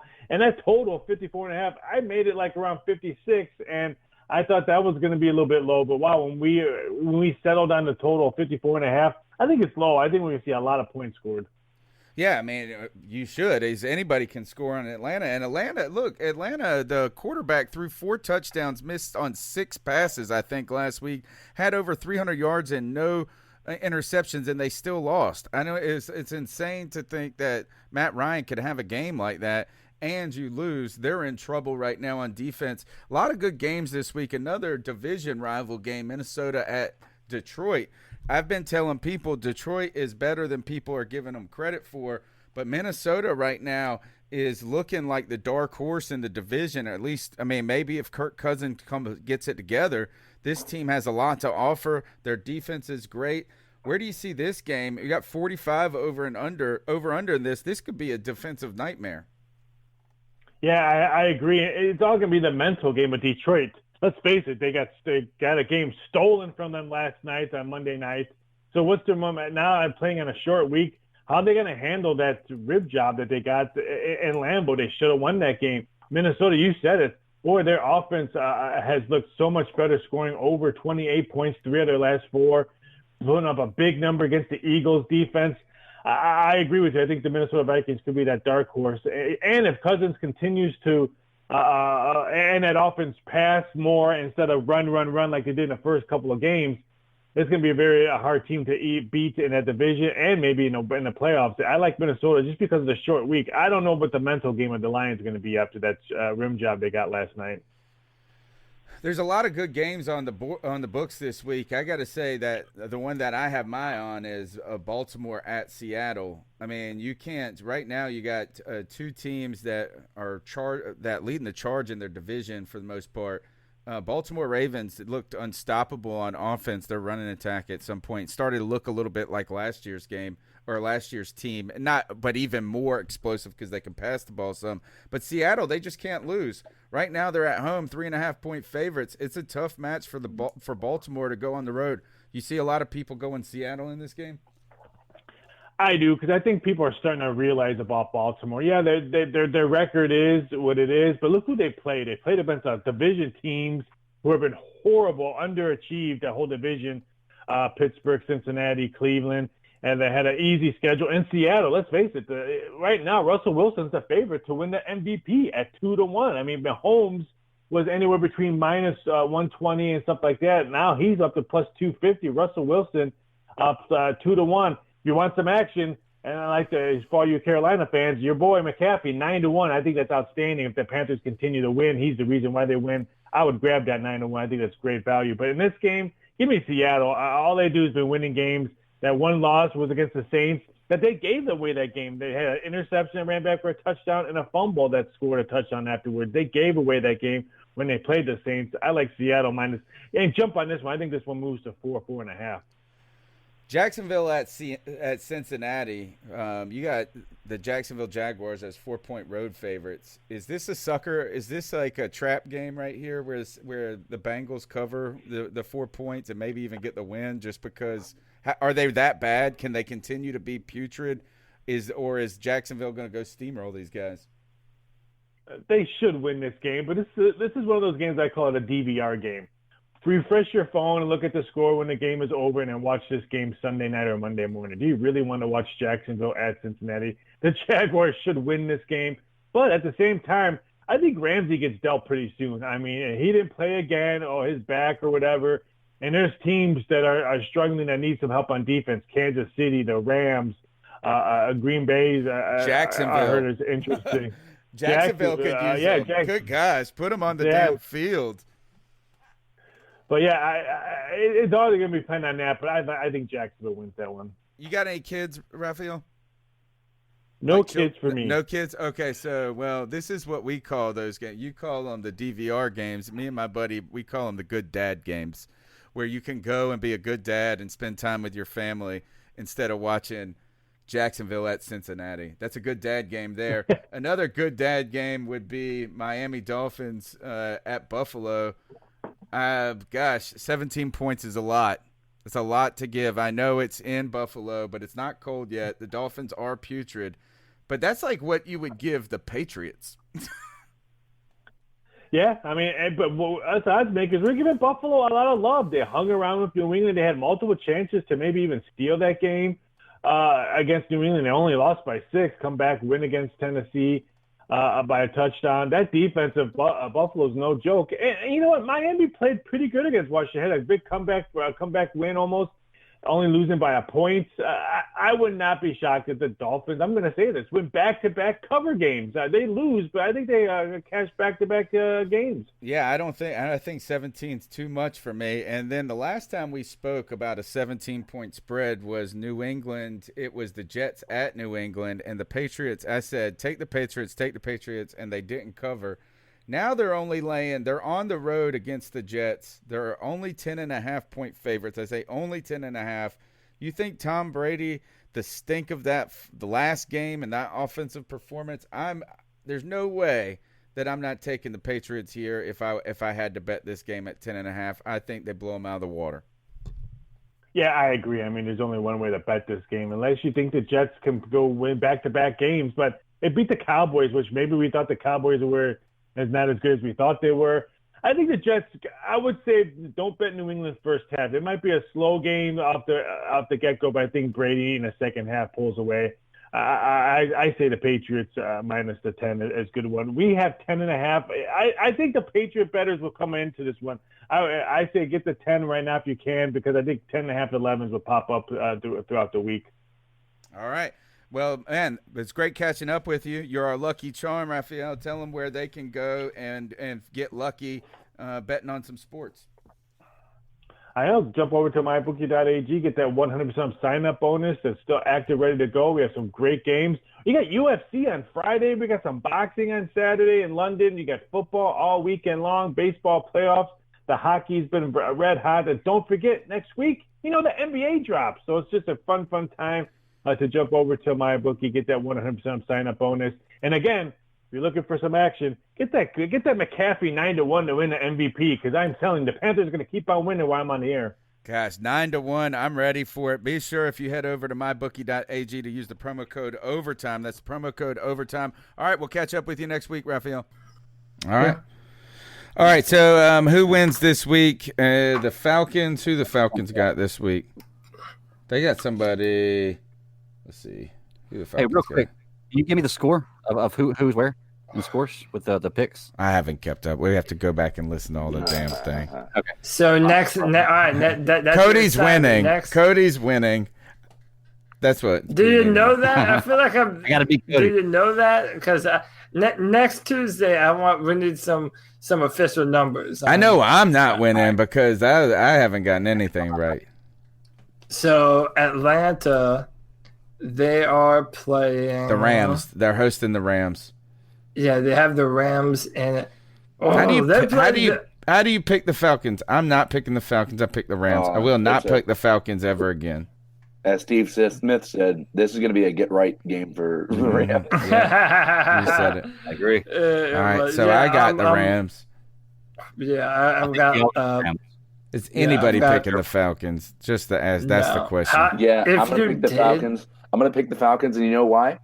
Oh, gosh. They just now trade. Well, they have Jalen Ramsey. He's coming in, but I don't know if he's going to actually be up to date. And they have put Aqib Talib on injured reserve, so I'm not sure they have a cohesive unit there. So there is a chance that Atlanta lights it up, but it depends upon if they let Aaron Donald get to Matt Ryan. Well, the problem is Atlanta's going to light it up regardless, but they're not going to stop anybody else from scoring touchdowns. I think so it doesn't matter. I think Jared Goff is not playing. Give up 37. I imagine it. I have the Rams 42-24.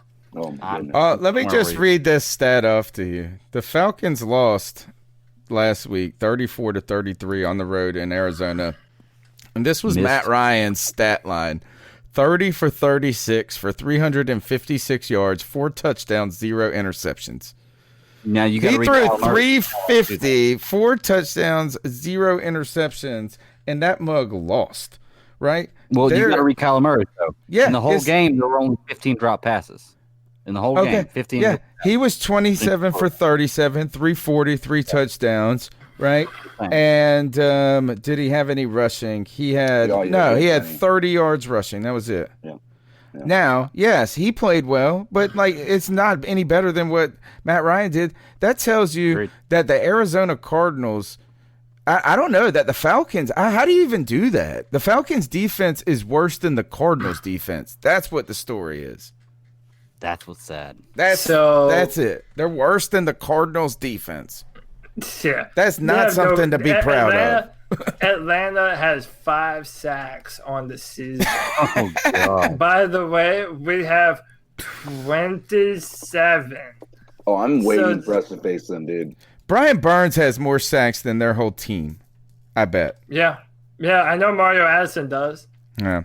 All right. So we all picked the Rams. Yes. Okay. So we got the Saints against the Chicago Bears. Where's it at? It is at Chicago. It is the late game on Fox. This is where New Orleans falls.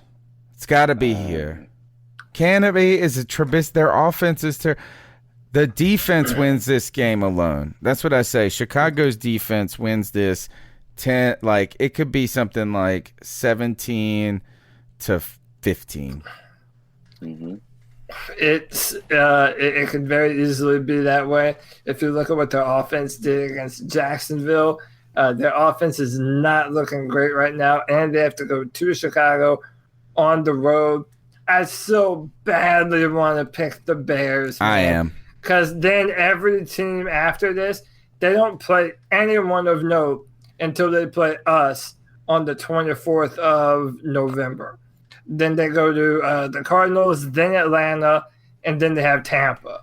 So if anyone's going to beat New Orleans, it's going to be Chicago. But Chicago just lost one of their defensive tackles. I forget his name, but he's a badass. I don't know, man. I think the Saints are going to pull off another close one. I'll say 17-14 New Orleans.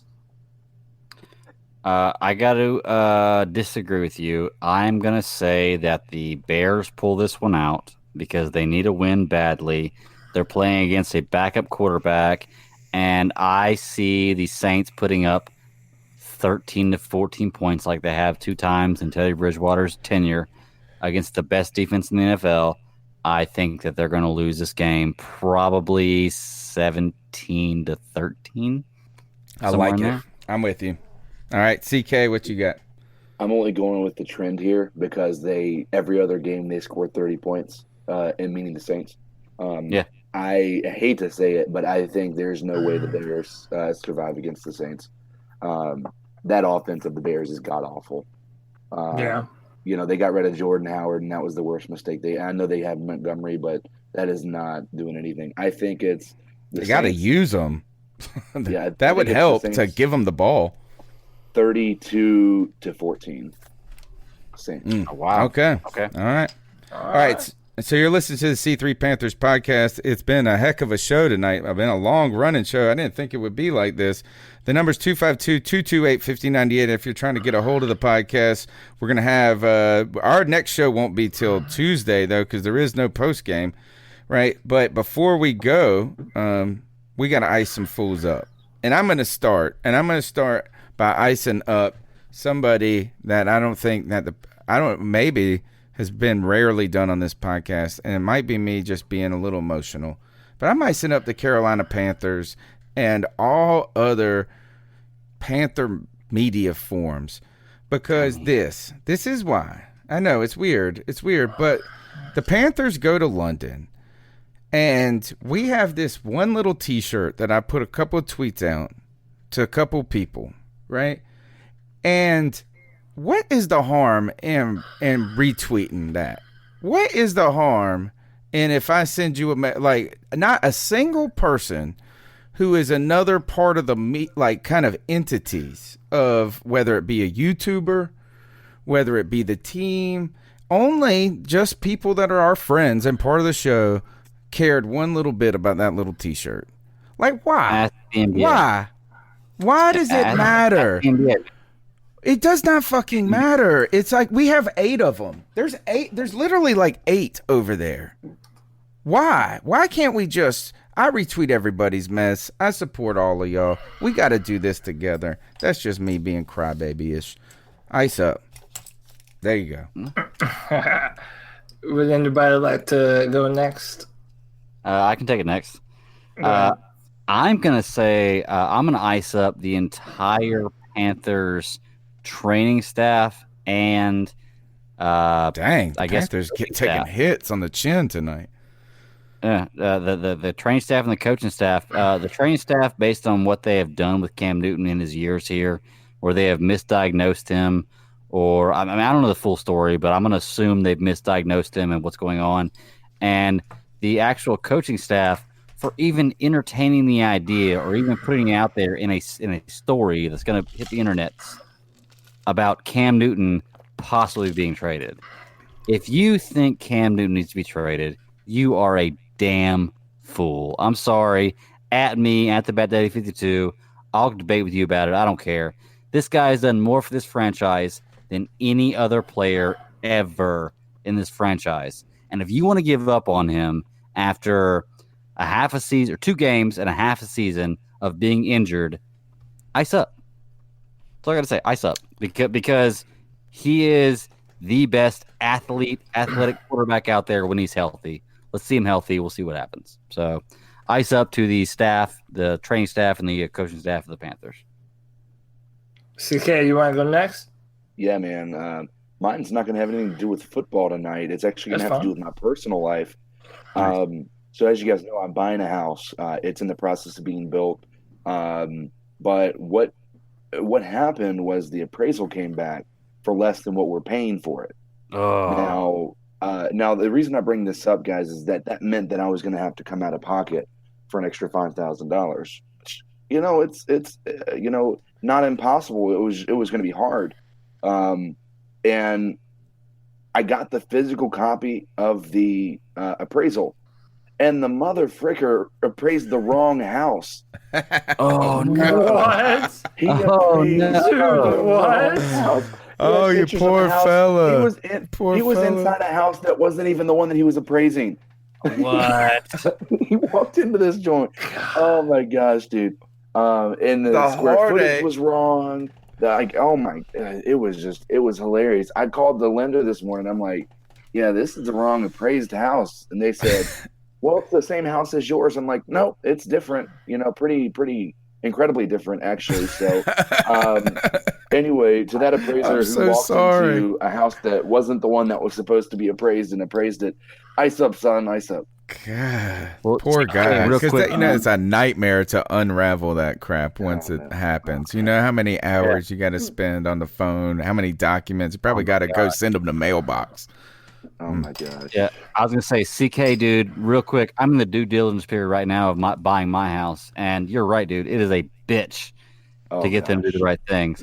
So I totally feel you on that ice up pick, man. When I bought my first house, the lady who was doing the loan said this: "It's not yours until the keys are in your hand." Like exactly. that she was like, that was it. I was like, when do you think we'll know? She'd be like, not until you moved in. Like 30 days later. All right. Cody, what you got? All right, so mine's a little bit broad and it's a little bit overarching, but it's very important because you're seeing what people believe in. And I'm icing up a few corporations. I'm icing up Blizzard, I'm icing up Apple, and I'm icing up the NBA. Because all these corporations that I just mentioned have a China problem. Oh, God. And this problem is not going away. And you have people that are choosing to silence and shut their own opinions up over people that are fighting for their democracy, for their freedom.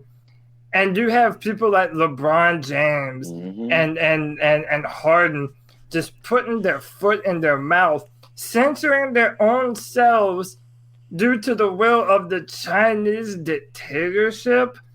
I mean, it shows that the almighty dollar is still king in the NFL. Exactly. The NBA too. The NBA, I mean. They will shut up. They will do whatever their financial interests dictate them to do. And these are the same people that shit all over Donald Trump. And I'm no Donald Trump fan, but if you're going to have the courage to speak out against people in power, but you're not going to have the same courage to do the same thing to a communist dictatorship, dude, come on, man. To all the spineless, cowardice cucks that are bending over to a foreign government, ice up, son. Dude, I agree with you, man. I love LeBron James, but I gotta agree with you. At this point, you're absolutely right. Yeah. So. Yes, thank you, Cody. Awesome. And you're right. And I tell you, for that is where they have money, influence, and voice. Right. They should know their place. Oh, sorry. They should know their place, and their place is to use that voice to not use it unjustly, right? Or unrighteously. It makes them all the more dumb that they speak out on other social issues. Right, exactly. Now that affects their pocket and their bottom line, but now all of a sudden you need to be respectful and not piss off the potential billions of dollars that's set to be made in mainland China. There you go. It's bullshit, man. Well, but they need. That's an interesting statement. I'm going to leave it at this. But when you think about it from that perspective, all of these people that are willing to speak out against social injustice, it almost makes you wonder about their motives with that, right? Because if it is all about the dollar, is it about I'm going to market myself as a man of the people by speaking out against this injustice? Does this not now demolish or diminish rather? Exactly. In my opinion, I think it shows that they're all about the money, and that's the only reason they spoke out before. Or if they're dumb, if they're so dumb, right? If they're so dumb on these issues like Cody's pointing out, you're right. It completely undermines their credibility in other places. So you need to be, as an ambassador of the United States, an ambassador of social justice, at least aware of where the hell you're at and what the hell's going on enough to be a positive force in that, rather than the opposite. Sorry. Absolutely. All right. And hey, stand with the people in Hong Kong, man. They want the right to vote and not be subjugated by a dictatorship, dude. Agreed. That's all I'm saying. I understand that. Yeah, exactly. All right. That's the C3 Panthers podcast. If you listen to this point, you are pretty freaking awesome. That's what I would say. So agreed. That's crazy that you guys are still with us. Thank you so much for your support. My name's Tony Dunn. We'll be here Tuesday night again live for a long time next Tuesday as we get ready for the 49ers game. You can follow me on Twitter at @cat_chronicles. Cody, where can they get after you? At Cody Lax, CODYLAC on Twitter. By the way, guys, even though it's bi-weekly now, I'm still doing draft tech comments. So if you're already interested in draft and what players to look out for, go to drafttech.com. We have one coming up this Wednesday. There's going to be another one. That's drafttech.com. I'm the analyst for the Carolina Panthers and the Houston Texans. So look out for my stuff. Very nice. Bat Daddy, where can they get after you? Man, just simply like you said, you can find me at the BatDaddy52 on Twitter. Contact me personally, or I have another podcast. It's the Super Civil Servants podcast. We talk about movies, TV shows, comic books, literature, just about anything out there you can read or absorb. And we are doing a podcast this week on the Joker, the movie review. So hit us up at SCS Podcast 1, but right there, at SCS Podcast 1 or at the BatDaddy52. Hit me up. CK, did you get any followers last week? Like 3 or 4. Yes. Shout out to you guys. Follow CK. I'm up to like 80, so it's cool. Baddest ass handle ever. What'd you say? You got the baddest ass handle ever, man. Yeah, it's at Codizzle Allen. Follow him, fools. Follow him. All right. That's the C3 Panthers podcast. Let's go the hell to bed.